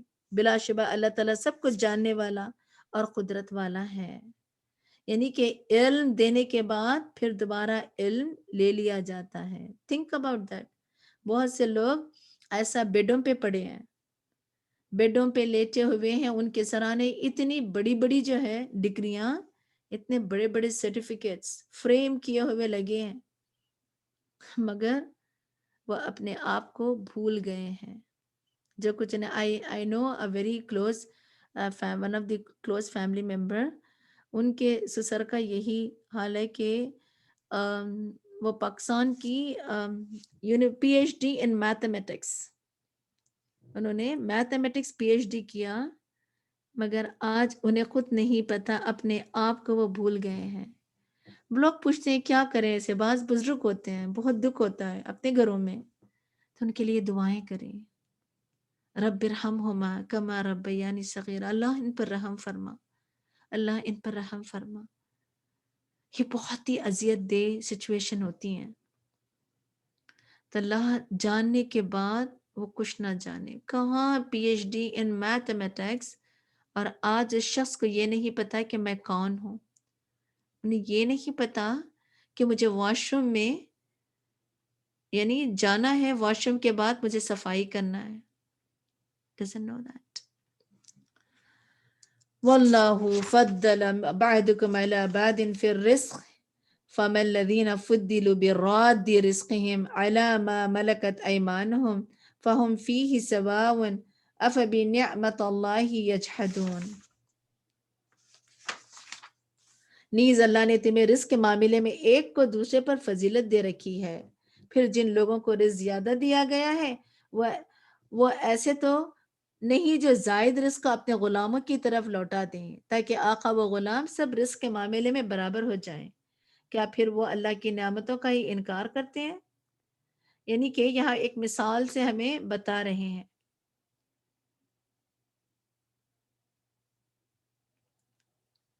کہ اللہ تعالیٰ نے ایک دوسرے پر فضیلت دی، اور پھر اللہ تعالیٰ نے رزق دیا۔ جب رزق تمہیں ملتا ہے تو کیا وہ رزق کیا ایکولی تم اپنے اور اپنے غلاموں کے درمیان ڈسٹریبیوٹ کرتے ہو تاکہ وہ غلام تمہارے برابر آ جائیں؟ تمہیں برداشت ہی نہیں ہوتی کہ کوئی ہمارے برابر نہ آ جائے۔ کوئی نوکر گھر میں کام کر رہا ہو، کیا آپ اس کو اتنا مال و دولت دیتے ہیں کہ وہ برابر میری سیٹ پر آ کر بیٹھ جائیں؟ نہیں۔ تو اللہ تعالیٰ سمجھاتے ہیں جب تم اپنے جیسے لوگوں میں یعنی کہ ایکول لانا نہیں چاہتے تو یہ کیسے ہو سکتا ہے کہ تم مخلوق اور خالق کو ایک کر دو۔ واللہ جعل لکم من انفسکم ازواجا وجعل لکم من ازواجکم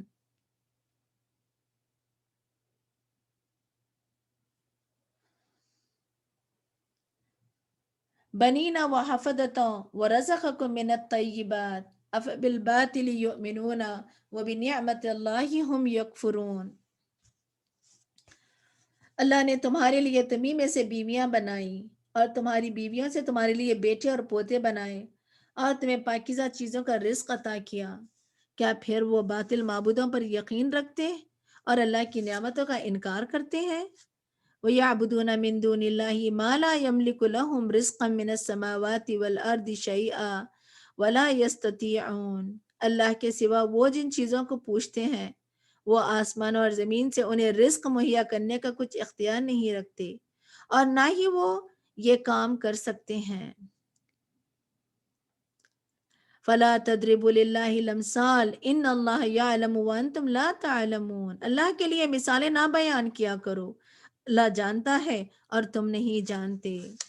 ضرب اللہ مثلا عبدا مملوکا لا يقدر على شيء ومن رزقناه مما رزقا حسنا فهو ينفق منه سرا وجهرا هل يستوون الحمد للہ بل اکثرهم لا يعلمون۔ اللہ ایک مثال بیان کرتا ہے، اور وہ کیا ہے کہ ایک غلام ہے جو خود کسی کی ملکیت ہے، وہ کسی چیز کی قدرت نہیں رکھتا، اور دوسرا وہ ہے جسے ہم نے عمدہ رزق عطا کیا، پھر وہ اس سے خفیہ اور علانیہ بہر طور خرچ کرتا ہے۔ کیا یہ دونوں برابر ہو سکتے ہیں؟ سب تعریف اللہ ہی کو سزاوار ہے، بلکہ اکثر لوگ یہ سیدھی سی بات بھی انہیں نہیں جانتے۔ تو اس سے کیا پتہ چلتا ہے کہ اللہ مثال سے بیان کرتے ہیں، جس کو اللہ تعالیٰ نے دیا ہے جو خرچ کر رہا ہے اور جس کو نہیں دیا ہے، کیا یہ دونوں برابر ہو سکتے ہیں؟ جب یہ دونوں برابر نہیں ہو سکتے تو خالق اور مخلوق کو تم برابر کیوں کرتے ہو؟ ادھر یہاں پہ دیکھیں حل یستوون، اٹس اے کوسچن مارک، تو ہم سے سوال کیا جا رہا ہے، تو ہم کہیں گے کہ یس، ہم کہیں گے نو، تو الحمدللہ بات سمجھ آ گئی، بلکہ میجورٹی اس کو نہیں سمجھ پاتے۔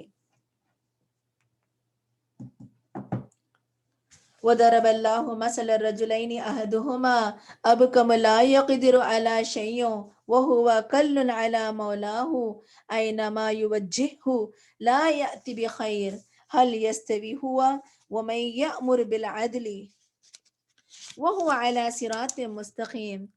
نیز اللہ ایک اور مثال بیان کرتا ہے. دو آدمی ہیں جن میں سے ایک گونگا بہرا ہے، کسی بات کی قدرت نہیں رکھتا، وہ اپنے مالک پر بوجھ بنا ہوا ہے، مالک اسے جہاں بھیجتا ہے وہ بھلائی سے نہیں آتا. کیا ایسا شخص اس دوسرے کے برابر ہو سکتا ہے جو انصاف کے ساتھ حکم دیتا ہے اور سیدھی راہ پر ہے؟ وَمَن يَأْمُرْ بِالْعَدْلِ وَهُوَ عَلَى صِرَاطٍ مُسْتَقِيمٍ وَلِلَّهِ غَيْبُ السَّمَاوَاتِ وَالْأَرْضِ وَمَا أَمْرُ السَّاعَةِ إِلَّا كَلَمْحِ الْبَصَرِ أَوْ هُوَ أَقْرَبُ إِنَّ اللَّهَ عَلَى كُلِّ شَيْءٍ قَدِيرٌ. اور آسمان اور زمین کی پوشیدہ حقائق کا علم اللہ ہی کو ہے. اور ساعت قیامت کا سلسلہ یوں ہوگا جیسے آنکھ کی چھپک یا اس سے بھی جلد تر واقع ہو جائے گی. اللہ سبحانہ و تعالی یقیناً ہر چیز پر قادر ہے. واللہ اخرجکم من بطون امہاتکم لا تعلمون شیئا وجعل لکم السمع والابصار والافئدہ لعلکم تشکرون. واللہ اخرجکم، اور اللہ نے تمہیں تمہاری ماؤں کے پیٹ سے اس حال میں نکالا کہ تم کچھ نہ جانتے تھے، اور اسی نے تمہارے کان، آنکھیں اور دل بنائے تاکہ تم اس کا شکریہ ادا کرو. یعنی کہ اللہ نے یہاں تین چیزوں کا، تین امپورٹنٹ نعمتوں کا ذکر ہے: آنکھیں، دل اور پھر کان. کان اور آنکھ کیا ہے کہ یہ دل کے دروازے ہیں. انسان ان دو چیزوں سے غور و فکر کرتا ہے اور دل اس کی تصدیق کرتا ہے. لعلکم تشکرون، شاید کہ تم اللہ کا شکر ادا کرو. الم یروا الی الطیر مسخرات فی الجو السماء ما یمسکہن الا اللہ ان فی ذلک لآیۃ لقوم یؤمنون. اور پھر کیا انہوں نے پرندوں کو نہیں دیکھا کہ آسمانی فضا میں کیسے مسخر ہے؟ انہیں اللہ ہی تھامے ہوئے ہیں. یعنی کہ انسانوں کی، یعنی کہ سوچ کو جھنجھوڑا جا رہا ہے. انسان پرندوں کی صاف کو دیکھ کر ہوائی جہاز تو بنا لیا، مگر اس بنانے والے کی معرفت تمہیں حاصل نہیں ہوئی. اس پرندے کو بنانے والے کی ذات کو پہچاننے کی کوشش نہیں کی. ان فی ذلک لآیۃ لقوم یؤمنون، اور جو لوگ ایمان لاتے ہیں ان کے لیے ہی اس میں بہت سی نشانیاں ہیں. واللہ جعل لکم من بیوتکم سکنا وجعل لکم من جلود الانعام بیوتا تستخفونها یوم ذعنکم ویوم اقامتکم ومن اصوافها واوبارها واشعارها اثاثا ومتاعا الی حین. اللہ نے تمہارے لیے تمہارے گھروں کو جائے سکون بنایا اور چوپائیوں کے کھالوں سے تمہارے لیے ایسے گھر خیمے بنائے جنہیں تم نقل مکانی اور قیام دونوں حالتوں میں ہلکا پاتے ہو، اور ان کی اون، ریشم اور بالوں سے تمہارے لیے گھر کا سامان اور کچھ مدت کے لیے معیشت بنایا. یعنی کہ جو دنیا کی نعمتیں ہیں یہ سب فار دا ٹیمپرری، اللہ نے اس سے فائدہ اٹھانے کے لیے ہمیں بنایا. واللہ جعل لکم مما خلق ظلالا وجعل لکم من الجبال اکنانا وجعل لکم سرابیل تقیکم الحر وسرابیل تقیکم بأسکم کذالک یتم نعمتہ علیکم لعلکم تسلمون. نیز اللہ ہی نے تمہارے لیے اپنی مخلوق کے اکثر چیزوں کے سائے بنائے اور پہاڑوں میں کمین گاہیں بنائے اور تمہارے لیے ایسے لبادے بنائے جو تمہیں گرمی سے بچاتے ہیں اور جو لڑائی کے وقت بچاتے ہیں. اللہ اسی طرح تم پر اپنی نعمتیں پوری کرتا ہے تاکہ تم فرما بردار بنو. فَإِن تَوَلَّوْا فَإِنَّمَا عَلَيْكَ الْبَلَاغُ الْمُبِينُ. پھر اگر یہ لوگ منہ موڑتے ہیں تو اے نبی صلی اللہ علیہ وسلم، آپ پر تو بالوضاحت پیغام پہنچا دینے کی ہی ذمہ داری ہے. یعرفون نعمت اللہ ثم ینکرونها واکثرهم الکافرون. وہ اللہ کی نعمتوں کو پہچانتے بھی ہیں مگر پھر اس کا انکار کر دیتے ہیں، اور ان میں سے بیشتر ناشکرے ہیں. وَيَوْمَ نَبْعَثُ مِنْ كُلِّ أُمَّةٍ شَهِيدًا ثُمَّ لَا يُؤْذَنُ لِلَّذِينَ كَفَرُوا ولا ہم یستعتبون، اور جس دن ہم ہر امت میں سے ایک گواہ کھڑا کریں گے تو پھر کافروں کو نہ تو عذر پیش کرنے کی اجازت دی جائے گی اور نہ ہی توبہ کا موقع دیا جائے گا۔ اسی لیے توبہ کے دروازے کھلے ہیں، یعنی کہ انسان اٹھتے بیٹھتے، یعنی کہ آپ صلی اللہ علیہ وسلم جیسی ہستی 70 سے زیادہ آپ استغفار کرتے تھے، تو ہمارے لیے کتنا زیادہ حکم ہے۔ اور یاد رکھیں جس سچویشن میں اب ہم ہیں، ہماری زندگیوں کا بھروسہ نہیں ہے، کبھی بھی کوئی بھی موقع ہو سکتا ہے، انسان آن کی آن میں اللہ تعالیٰ اس کی تقدیر کو بدل دے، آن کی آن میں انسان کہیں سے اٹھ کر کہیں چلا جائے۔ تو یاد رکھیں کہ استغفار کو مضبوطی سے تھامیں اور توبہ کرتے رہیں، کیونکہ انسان بغیر توبہ کے جب رخصت ہوتا ہے اس دنیا سے تو اللہ تعالیٰ کیا ہے کہ انہیں سزا تو ہوگی، بالآخر مومن جہنم سے نکال لیے جائیں گے، مگر یہ سوچیں کہ کیا ہم اس جہنم کی ایک، یعنی کہ ایک چھوٹی سی جو ہے نا آگ کو برداشت کر سکتے ہیں؟ تو ہر حال میں پتہ ہے کہ آج اس دور قرآن سے ایک چیز ہمیں ضرور سیکھنا ہے کہ جب کبھی خاموش ہیں، جہاں کہیں ہیں، خاموشی بھی ایک گناہ ہے، کیونکہ کائنات کی ہر شے اللہ کی تسبیح میں لگی ہیں، اور انسان اگر خاموش بیٹھ کے سوچتا رہے یہ گناہ ہے، خاموشی بھی گناہ ہے۔ تو اس لیے کیا ہے، کثرت سے ہمیں اللہ کی تسبیح اور کثرت سے استغفار کرنا ہے، کیونکہ کافروں کو نہ تو عذر پیش کرنے کی اجازت دی گی اور نہ ان کی توبہ قبول ہوگی۔ وَإِذَا رَأَى الَّذِينَ ظَلَمُوا الْعَذَابَ فَلَا يُخَفَّفُ عَنْهُمْ وَلَا هُمْ يُنظَرُونَ، اور جب ظالم لوگ عذاب دیکھ لیں گے تو پھر ان کے عذاب میں تخفیف نہیں کی جائے گی اور نہ ہی انہیں مہلت دی جائے گی۔ وَإِذَا رَأَى الَّذِينَ أَشْرَكُوا شُرَكَاءَهُمْ قَالُوا رَبَّنَا هَؤُلَاءِ شُرَكَاؤُنَا الَّذِينَ كُنَّا نَدْعُو مِن دُونِكَ فَأَلْقَوْا إِلَيْهِمُ الْقَوْلَ إِنَّكُمْ لَكَاذِبُونَ، اور جب مشرکین اپنے شریکوں کو دیکھیں گے تو کہیں گے اے ہمارے پروردگار، یہ ہیں ہمارے خود ساختہ شریک جنہیں ہم تجھے چھوڑ کر پکارا کرتے تھے۔ اس پر وہ شریک انہیں صاف جواب دیں گے کہ تم یقیناً جھوٹے ہو۔ وہاں بھی لڑائیاں، کیونکہ دنیا میں اختلاف کی وجہ سے یہ شرک میں مبتلا ہوئے، اور آخرت میں جو انسان دنیا میں جس طرح کی زندگی گزارتا ہے اس کی آخرت بھی ویسے ہی ہوتی ہے۔ وَأَلْقَوْا إِلَى اللَّهِ يَوْمَئِذٍ السَّلَامَ وَضَلَّ عَنْهُمْ مَا كَانُوا يَفْتَرُونَ، اس دن وہ اللہ کے حضور اپنی فرما برداری پیش کریں گے اور جو کچھ وہ افترا پردازیاں کرتے تھے سب کچھ انہیں بھول جائے گا۔ الذين كفروا وصدوا عن سبيل الله زدناهم عذابا فوق العذاب بما كانوا يفسدون، یہ وہ لوگ ہوں گے جنہوں نے کفر کیا اور اللہ کے راہ سے روکتے رہے، ہم ان کے عذاب پر مزید عذاب کا اضافہ کرتے جائیں گے اس لیے کہ وہ فساد مچایا کرتے تھے۔ یعنی کہ فساد مچانے والوں کے لیے کیا ہے، اللہ کی پروٹیکشن ختم ہو جاتی ہیں۔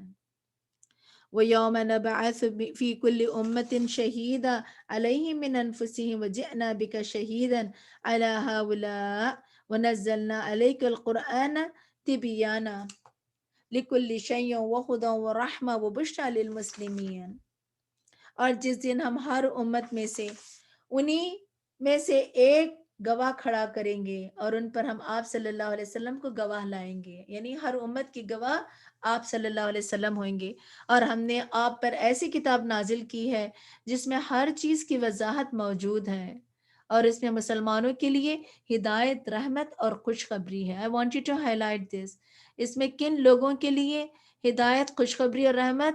للمسلمین، سلمہ، جو اپنے آپ کو اللہ اور اس کے رسول کے حکم کے تابع کر دیں، اپنے آپ کو جھکا دیں۔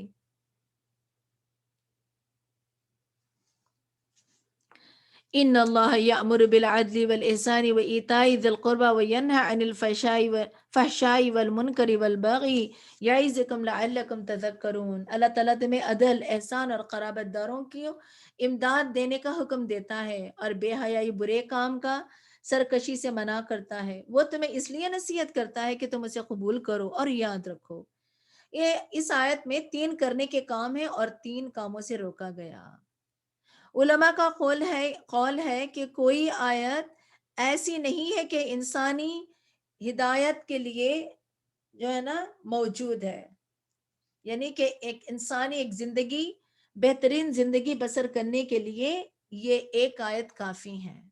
اور اسی لیے آپ دیکھیں گے کہ صحابہ رضی اللہ عنہم، عمر رضی اللہ عنہ، یہ سب کیا ہے کہ اس آیت کو جمعے کی نماز میں پڑھا، جمعے کا خطبہ دا مومنٹ اینڈ ہوتا ہے تو اس کے بعد اس آیت کو پڑھی جاتی ہیں. بے شک وہ لوگ یأمرو بالعدل، یعنی کہ وہ اپنی خواہشات، ان اللہ یامرو بالعدل والاحسان و ایتاء ذی القربى وینھی عن الفحشاء، یعنی کہ وہ لوگ نمبر 1 یامر بالعدل، عدل کا جو ہے نا حکم دیتے ہیں، احسان کرتے ہیں قرابت داروں سے، اور پھر کیا ہے کہ ایتاء ذی القربى، اور پھر کیا ہے فائدہ پہنچ یعنی مدد دیتے ہیں، کہ کائنڈ آف کیا ہے کہ یہ ایک بیلنس دین ہے. نمبر 1 یامر بالعدل یعنی کہ بیلنس، توازن، یعنی کہ ایک توازن کو اختیار کریں. احسان کام کو بہتر کرنا. وہ ایتاء ذی القربى، اور پھر کیا ہے کہ رشتوں کو نہ کاٹیں. انسان خواہشات کا غلام بن کر اصل رشتوں کو کاٹنے لگتا ہے. اور 2 تمہارے مال تمہارے رشتہ داروں کو، ایتاء ذی القربى، اور پھر کیا ہے امداد، اپنے قریبی رشتہ داروں کو امداد دینے کا حکم دیتا ہے. اور پھر کیا ہے وہ ینہی عن، 3 چیزوں سے روکا گیا. فحشا، فحش کیا ہے کہ اس میں ہر قول، ہر فعل، قباحت، کوئی بھی وہ برائی جو حد سے بڑی ہوئی ہو، مثلا عورتوں کی بے پردگی کے ساتھ نکلنا، ٹھیک ہے. اور پھر افسانے، الٹے سیدھے افسانے، جس سے کیا ہے کہ انسان کی جو ہے خواہشات پرووک ہو. اور پھر فلمیں، ڈرامے جو زنا پر ابھاریں، عورتوں کا بن سور کر اسٹیج پر جانا، اور مردوں عورتوں کا جو ہے نا آزادانہ طریقے سے جو ہے نا ان کی جو منگلنگ آف جو ہے نا پارٹیز جو کنڈکٹ کرنا، یہ سب کیا ہے کہ یہ فحش ہے. کہ اچھے خاصے دیندار لوگ ہوتے ہیں، کاسٹ کو سیف کرنے کے چکر میں کیا کرتے ہیں کہ مرد اور عورتوں کو ایک ہی ہال میں انوائٹ کر دیتے ہیں. وہاں عورتیں بھی بن سور کے بیٹھی ہوتی ہیں، وہاں مرد بھی ہوتے ہیں. کیا ہے کاسٹ کٹنگ؟ کس نے کہا آپ کو کہ آپ اتنا جو ہے خرچ کریں اور سب کو ایک فحش کی دعوت، فحش کے لیے انوائٹ کریں؟ تو والمنکر، اور منکر کیا ہے کہ شریعت نے جس چیز کو منع کیا. اور والبغی، بغی کیا ہے جو طلب خواہش میں کوئی حد سے بڑھ جانا. یعظکم، اللہ عباد، اللہ واز بیان کرتا، نصیحت کرتا ہے، لعلکم تذکرون، شاید کہ تم کیا ہے یہ یاد رکھو.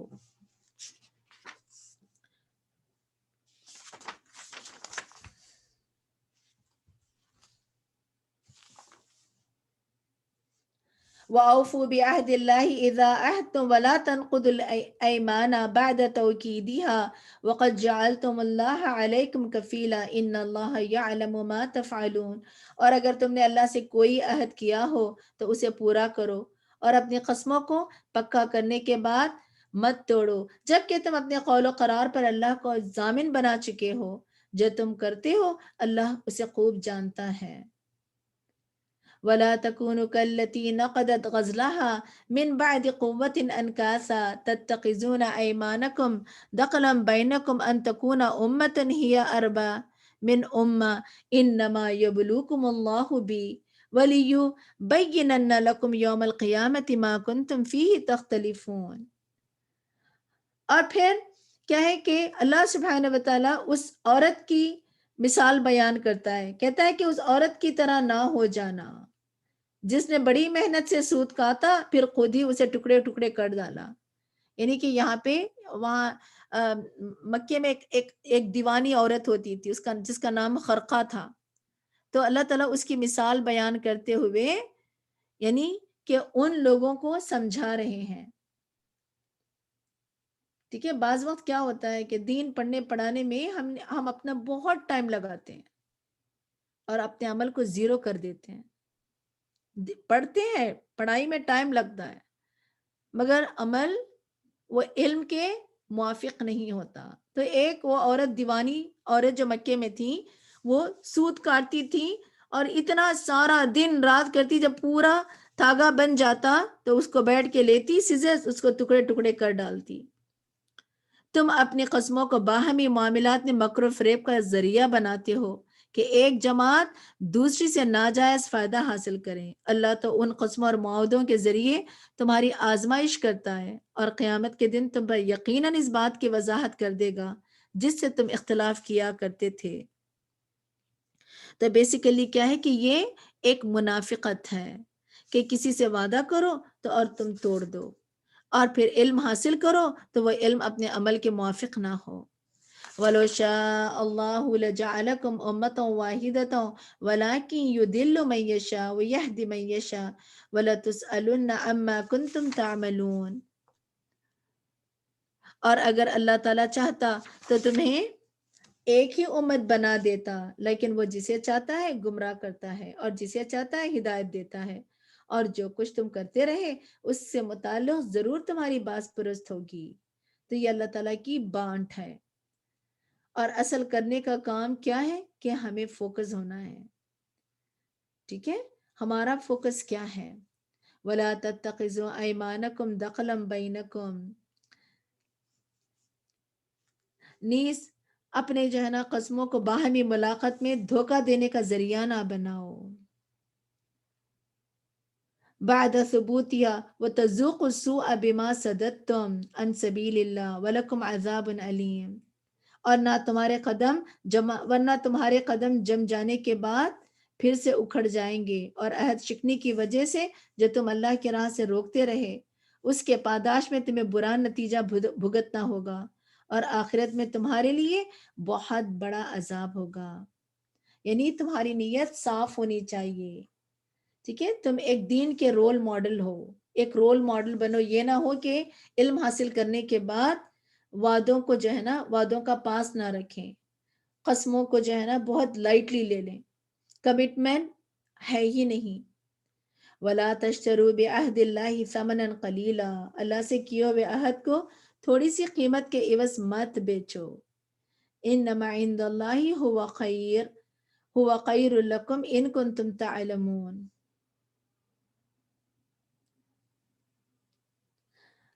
اور پھر اللہ کے پاس ہے وہ تمہارے لیے بہتر ہے اگر تم جانو، اور جو کچھ تمہارے پاس ہے وہ سب کچھ ختم ہو جائے گا. انما عند اللہ ہوا خیر لکم ان کنتم تعلمون ما عندکم ینفد وما عند اللہ باق ولنجزین الذین صبروا اجرهم باحسن ما كانوا یعملون. اور جو کچھ تمہارے پاس ہے وہ سب ختم ہو جائے گا، اور جو کچھ اللہ کے پاس ہے وہ باقی رہنے والا ہے، اور ہم صبر کرنے والوں کو ان کے اچھے اعمال کے مطابق ضرور ان کا اجر عطا کریں گے. من عمل صالحا من ذکر او انثى وهو مؤمن فلنحيينه حياة طيبة ولنجزينهم اجرهم باحسن ما كانوا يعملون. جو شخص بھی نیک عمل کرے، خواہ مرد ہو یا عورت ہو، بشرطے کہ وہ مومن ہو، تو ہم اسے پاکیزگی زندگی بسر کرائیں گے، اور آخرت میں ان کی بہترین اعمال کے مطابق انہیں ان کا اجر عطا کریں گے. یعنی کہ مومن کی زندگی پاکیزہ زندگی، اور ہم کیا ہے کہ اس کو اس دنیا میں بہترین اجر اور آخرت میں بھی. اور پھر یہاں پہ اللہ تعالیٰ فرماتے ہیں کہ اس کو ہم بہترین زندگی کیا ہے؟ قلبی سکون. قلبی سکون یعنی کہ سکینہ، اس سے بہترین زندگی. اور پھر کیا ہے کہ نیکیوں کی توفیق، اور پھر کیا ہے کہ نیکیوں میں پھر جنا اچھی نامواری، حیاتن طیبہ، یہ دنیا کی خوشخبری ہے، اور آخرت میں اس کے لیے جنت ہی جنت ہے. فَإِذَا قَرَأْتَ الْقُرْآنَ فَاسْتَعِذْ بِاللَّهِ مِنَ الشَّيْطَانِ الرَّجِيمِ. اور پھر جب آپ قرآن پڑھنے لگے تو شیطان مردود سے اللہ کی پناہ مانگ لیا کریں، کیونکہ شیطان انسان کا ازل دشمن ہے. إِنَّهُ لَيْسَ لَهُ سُلْطَانٌ عَلَى الَّذِينَ آمَنُوا وَعَلَى رَبِّهِمْ يَتَوَكَّلُونَ. اور اس کا ان لوگوں پر کوئی بس نہیں چلتا جو ایمان لائے اور اپنے پروردگار پر بھروسہ کرتے ہیں. یعنی کہ توکل ہائیسٹ لیول آف ایمان. جو ایمان کے ساتھ توکل کرتے ہیں شیاطین وہاں نہیں پہنچ سکتے. انما سلطانہ علی الذین یتولونہ والذین هم به مشرکون، اس کا بس تو صرف ان لوگوں پر چلتا ہے جو اسے اپنا سرپرست بناتے ہیں. شیطان کی انٹری وہی ہوتی ہے جو اس کو امپورٹنس دیتے ہیں، اور ایسے ہی لوگ اللہ کے شریک بناتے ہیں. تو اس سے کیا پتا چلتا ہے کہ نافرمانی شیطان کے دروازے، یعنی کہ شیطان کو انوائٹ کرنا ہے. وَإِذَا بَدَّلْنَا آيَةً مَكَانَ آيَةٍ وَاللَّهُ عَالَمُ بِمَا يُنَزِّلُ قَالُوا إِنَّمَا أَنْتَ مُفْتَرٍ بَلْ أَكْثَرُهُمْ لَا يَعْلَمُونَ. اور جب ہم ایک آیت کے بجائے دوسری آیت تبدیل کر کے نازل کرتے ہیں، اور اللہ جو کچھ نازل فرماتا ہے اس کی مہلت کو خوب جانتا ہے، تو یہ لوگ کہنے لگتے ہیں کہ تم تو اپنے پاس سے بنا لائے ہو، حالانکہ ان میں سے اکثر لوگ حقیقت حال کو نہیں جانتے. یعنی کہ اللہ تعالیٰ ناسخ منسوخ جب ہوتا تو گویا وہ کیا سمجھتے تھے کہ یہ آپ صلی اللہ علیہ وسلم کی طرف سے ہے. قل نزلہ روح القدس من ربک بالحق لیثبت الذین آمنوا وہدی وبشری للمسلمین. آپ صلی اللہ علیہ وسلم ان سے کہیے کہ اس قرآن کو روح القدس نے آپ کے پروردگار کی طرف سے حق کے ساتھ بتدریج نازل کیا ہے تاکہ ایمان لانے والوں کے ایمان کو مضبوط بنا دیں اور مسلمانوں کے لیے ہدایت اور بشارت ہے.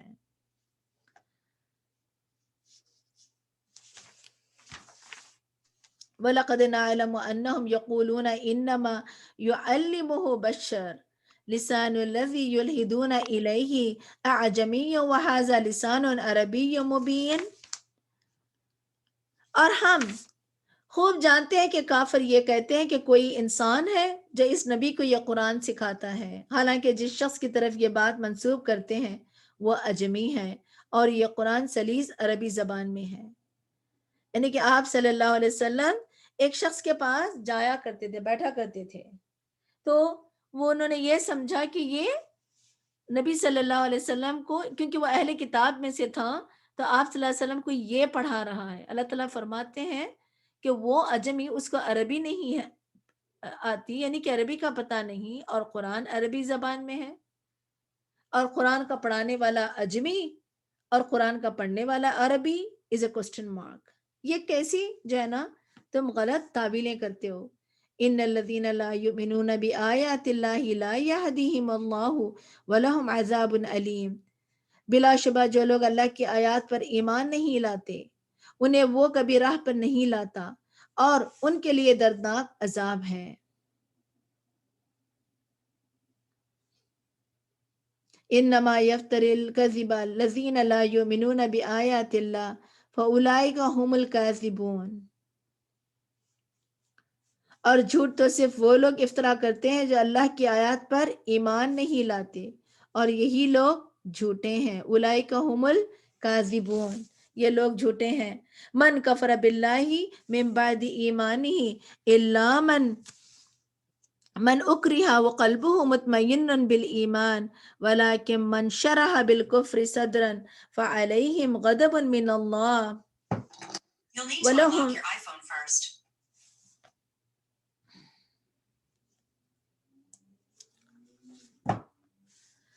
وَلَهُمْ عَذَابٌ عَظِيمٌ. اور جس شخص نے ایمان لانے کے بعد اللہ سے کفر کیا، اللہ یہ کہ وہ مجبور کر دیا جائے اور اس کا دل ایمان پر مطمئن ہو، تو یہ معاف ہے. مگر جس نے کفر قبول کیا تو ایسے لوگوں پر اللہ کا غضب ہے اور انہی کے لیے بہت بڑا عذاب ہے. جیسے آپ دیکھیں گے کہ عمار رضی اللہ عنہ کہنے لگے کہ میرا دل تو پوری طرح اللہ تعالیٰ یعنی کہ آپ صلی اللہ علیہ وسلم کی محبت اور اللہ کی محبت پہ تھا، مگر کافروں نے کیا کیا کہ مجھے پریشر ڈالا، یعنی کہ انہوں نے مجھے فورس کیا کہ میں نبی صلی اللہ علیہ وسلم کے لیے غلط بات کہوں. تو آپ نے جب یہ کہی تو آ کے آپ صلی اللہ علیہ وسلم سے بتایا کہ جب انہوں نے تمہیں پریشرائز کر رہے تھے کہ آپ صلی اللہ علیہ وسلم کے بارے میں غلط کہیں یا غلط الفاظ استعمال کریں، تو اس وقت تمہارے دل کا حال کیا تھا؟ تو آپ کہنے لگے کہ یا رسول اللہ میرا دل کا حال جو ہے بالکل اللہ اور اس کے رسول کے ساتھ تھا. تو یہاں پہ یہی ہے کہ جو لوگ مجبور کر دیے گئے اور اس کا دل ایمان پر مطمئن ہو تو یہ معاف ہے. مگر جس نے کفر قبول کیا تو ایسے لوگوں پر اللہ کا غضب ہے اور انہی کے لیے بہت بڑا عذاب ہے. ذلك بأنه مستحب تحب الحياة الدنيا على الله آخرة وأن الله لا يهدي القوم الكافرين، اور یہ اس لیے کہ انہوں نے آخرت کے مقابلے میں دنیا کی زندگی کو پسند کیا اور اللہ کفر کرنے والوں کو سیدھی راہ نہیں دکھاتے۔ اولئک الذین طبع اللہ علی قلوبہم وسمعہم وابصارہم واولئک هم الغافلون، اور یہی لوگ ہیں جن کے دلوں، کانوں اور آنکھوں پر اللہ نے مہر لگا دی۔ پیچھے آنکھوں، کانوں اور دل کی بات ہوئی، یہ چیزیں ہیں جو انسان کو ہدایت کے لیے ضروری ہیں، اور اللہ تعالیٰ نے انہی چیزوں کو مہر لگا دی، اور یہی لوگ غفلت میں پڑے ہوئے ہیں۔ لا جرم انہم فی الآخرۃ هم الخاسرون، یقیناً یہی لوگ آخرت میں نقصان اٹھانے والے ہیں۔ ثم ان ربک للذین ہاجروا من بعد ما فتنوا ثم جاہدوا وصبروا ان ربک من بعدها لغفور رحیم، پھر جن لوگوں نے مصائب اٹھانے کے بعد ہجرت کی، پھر ہجرت کیا اور صبر کرتے رہے تو آپ کا پروردگار بلا شبہ ان آزمائشوں کے بعد انہیں معاف کرنے والا اور رحم کرنے والا ہے۔ اور بیسیکلی یہ ہجرت حبشہ جو 5 نبی میں ہوئی تھی، نبوت کے 5ویں سال، جو 80 لوگوں کے ساتھ مدینے سے حبشہ کی طرف گئے، تو اسی کی طرف یہاں اشارہ ہے۔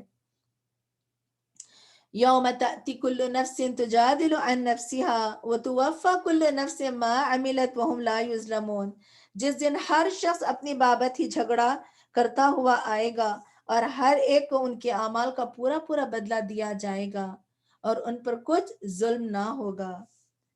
وضرب الله مثلا قرية كانت آمنة مطمئنة يأتيها رزقها رغدا من كل مكان فكفرت بأنعم الله فأذاقها الله لباس الجوع والخوف بما كانوا يصنعون، اور اللہ سبحانہ و تعالیٰ ایک بستی کی مثال بیان کرتے ہیں جو امن و چین سے رہتی تھی اور ہر طرف سے اس کا رزق اسے فراغت پہنچ رہا تھا، پھر اس نے اللہ کی نعمتوں کو ناشکری کی تو اللہ نے اس کی کرتوتوں کا مزہ یہ چکایا کہ ان پر بھوک اور خوف کا عذاب مسلط کر دیا۔ اور پھر کیا ہے کہ اللہ یعنی کہ کفر بیسیکلی کیا ہے کہ اللہ کے عذاب کو دعوت دینا ہے۔ وَلَقَدْ جَاءَهُمْ رَسُولٌ مِّنْهُمْ فَكَذَّبُوهُ فَأَخَذَهُمُ الْعَذَابُ وَهُمْ ظَالِمُونَ، اور پھر کیا ہے کہ ان کے پاس انہی میں سے ایک رسول آ چکا تھا جسے انہوں نے جھٹلا دیا تھا، تو عذاب نے انہیں آ لیا اور بے انصاف لوگ تھے۔ فَكُلُوا مِمَّا رَزَقَكُمُ اللَّهُ حَلَالًا طَيِّبًا وَاشْكُرُوا نِعْمَتَ اللَّهِ إِن كُنتُمْ إِيَّاهُ تَعْبُدُونَ، تو بس اللہ نے جو تمہیں حلال اور پاکیزہ رزق دیا ہے وہی کھاؤ، اگر واقعی تم اس کی بندگی کرنے والے ہو تو اللہ کی نعمت کا شکر ادا کرو۔ Now do you understand کہ عبادت کا اصل مقصد پاکیزہ چیزیں کھاؤ اور اللہ کا شکر ادا کرو۔ انما حرم علیکم المیتۃ والدم ولحم الخنزیر وما اہل لغیر اللہ به فمن اضطر غیر باغ ولا عاد فإن اللہ غفور رحیم، اور اللہ نے جو کچھ تم پر حرام کیا ہے وہ ہے مردار خون، خنزیر کا گوشت اور ہر وہ چیز جو اللہ کے سوا کسی اور کے نام پر مشتہر کی گئی ہے، پھر وہ شخص ان میں سے کوئی چیز کھانے پر مجبور ہو جائے بشرطے کہ وہ نہ تو شرعی قانون کا باغی ہو اور نہ ضرورت سے زیادہ کھانے والا ہو، تو ایسے شخص کو اللہ تعالیٰ معاف کرنے والے ہیں اور رحم کرنے والے ہیں۔ یعنی کہ کوئی ایسی جگہ جہاں پر انسان کے لیے کچھ نہیں ہے، صرف نان ویج اویلیبل ہے اور وہ بھی کیا ہے کہ وہ حرام ہے، تو اگر تھوڑا سا کھا لیں تو اس میں کیا ہے کہ اللہ تعالیٰ انہیں جو ہے ان پر کوئی سزا نہیں دے گا، اور اللہ سبحانہ و تعالیٰ کیا ہے کہ انہیں معاف کر دیں گے اور ان پر رحم کریں گے۔ وَلَا تَقُولُوا لِمَا تَصِفُ أَلْسِنَتُكُمُ الْكَذِبَ هَذَا حَلَالٌ وَهَذَا حَرَامٌ لِتَفْتَرُوا عَلَى اللَّهِ الْكَذِبَ إِنَّ الَّذِينَ يَفْتَرُونَ عَلَى اللَّهِ الْكَذِبَ لَا يُفْلِحُونَ، جو جھوٹ تمہاری زبانوں پر آ جائے اس کی بنا پر یوں نہ کہا کرو کہ یہ چیز حلال ہے اور یہ حرام ہے کہ تم اللہ پر جھوٹ افطرا کرنے لگو، جو لوگ اللہ پر جھوٹ افطرا کرتے ہیں وہ کبھی فلاح نہیں پاتے۔ قلیل متاع قلیل ولہم عذاب علیم، اور کیا ہے کہ ایسے جھوٹ کا فائدہ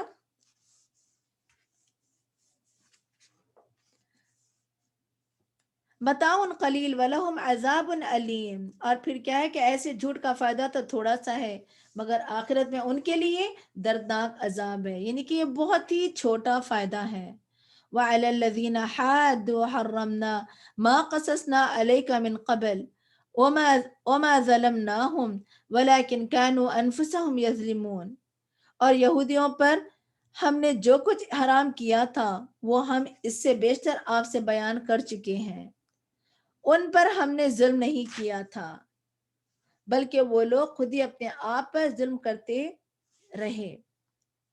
ثم ان ربك للذین عملوا السوء بجہالة ثم تابوا من بعد ذلك واصلحوا ان ربك من بعدها لغفور الرحیم، البتہ جن لوگوں نے لا علمی کی بنا پر کوئی برا کام کیا پھر اس کے بعد توبہ نہ کی، تو توبہ کیا ہے کہ لوٹ کر آنا، یہ استغفار کیا ہے کہ گناہوں کو ڈھانپنا۔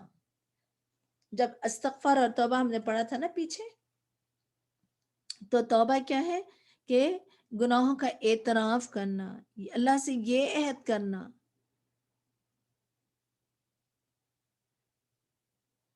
اور پھر کیا ہے زیادہ نیکیوں کی طرف، یعنی زیادہ نیکیوں میں اضافہ، یعنی کہ توبہ کیا ہے کہ انسان فرسٹ آف آل رجوع کریں، فوراً اعتراف کریں اپنی غلطی کا، اور کوشش کریں کہ یہ غلطی دوبارہ آئندہ نہ ہو پائے، اور پھر کیا ہے کہ نیکیوں میں اضافہ کریں۔ تو جو لوگ کیا ہے کہ لا علمی کی بنا پر کوئی برا کام کر لیا پھر اس کے بعد توبہ کر لی، یہاں پہ غلط کام ہو گیا، آپ کو یاد آیا جو ہے نا کہ آپ نے جو ہے نا 2 رکعت پڑھا، پھر او مائی گاڈ میں نے کیا کیا، یاد آنے پر کیا ہے کہ توبہ کر لو اور اپنی اصلاح کر لی، تو اس کے بعد آپ کا پروردگار یقیناً معاف کرنے والا اور رحم کرنے والا ہے۔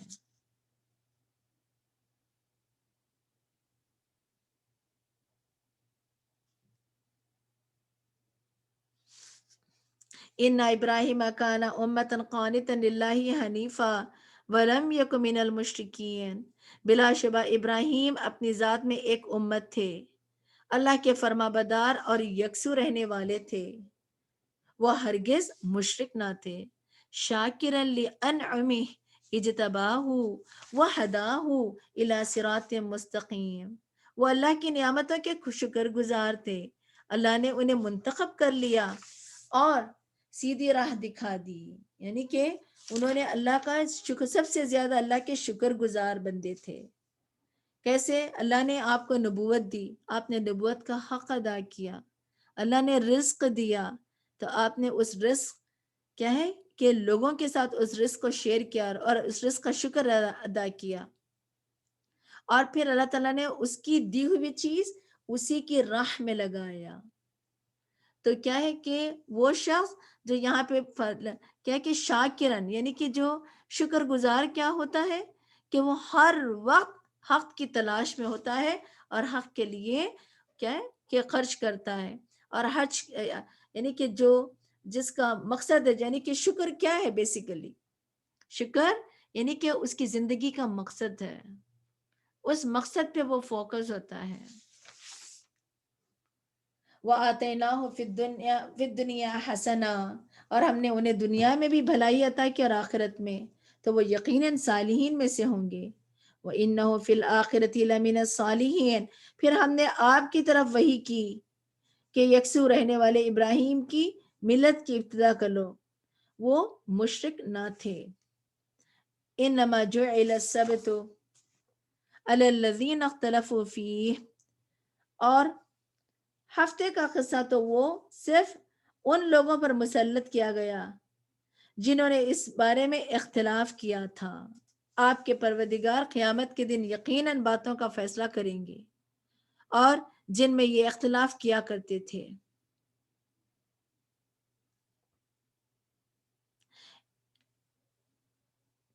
ادع الى سبیل ربک بالحکمت والموعظۃ الحسنہ وجادلہم باللتی ہی احسن ان ربک هو عالم بمن ضل عن سبیلی وهو عالم بالمہتدین۔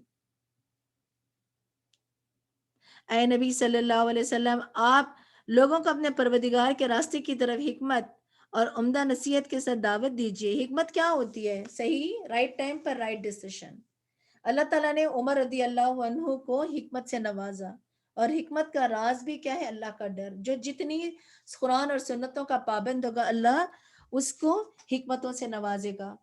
تو یہاں پر لوگوں کو اپنے پروردگار کے راستے کی طرف حکمت اور عمدہ نصیحت کے ساتھ دعوت دیجیے، کیونکہ ہر انسان کا لیول ایک جیسا نہیں ہوتا۔ پہلے انسان کی سائیکالوجی کو ریڈ کریں اور پھر اکارڈنگلی کیا ہے کہ اللہ کا وہ پیغام پہنچائے، اور ان سے ایسے طریقے سے مباحثہ کیجیے جو بہترین ہو۔ یعنی ڈیبیٹس بھی ہو سکتے ہیں، آرگیومنٹس ہو سکتے ہیں، بلکہ وہ آرگیومنٹس ہیلتھی ہو، فساد نہ بنے۔ اور پھر کیا ہے کہ اس کا مین کانٹینٹ کیا ہوگا؟ قرآن ہوگا۔ یہ قرآن کے ذریعے کیا ہے؟ لوگوں سے جادلہم باللتی ہی احسن، کہ مباحثہ کیجئے جو بہترین ہو۔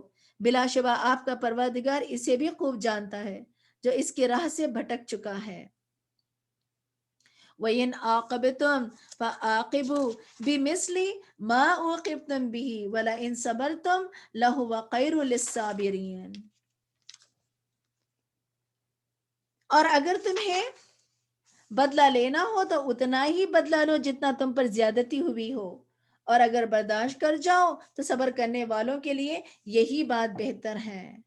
وَاصْبِرْ وَمَا صَبْرُكَ إِلَّا بِاللَّهِ وَلَا تَحْزَنْ عَلَيْهِمْ وَلَا تَكُ فِي ضَيْقٍ مِّمَّا يَمْكُرُونَ۔ خطاب آپ صلی اللہ علیہ وسلم سے ہے، یا رسول اللہ آپ صبر کیجئے، اور آپ کا صبر اللہ ہی کی توفیق سے ہے، اور ان لوگوں کے متعلق رنجیدہ نہ ہو اور نہ ان کی چال بازیوں پر تنگی محسوس کریں۔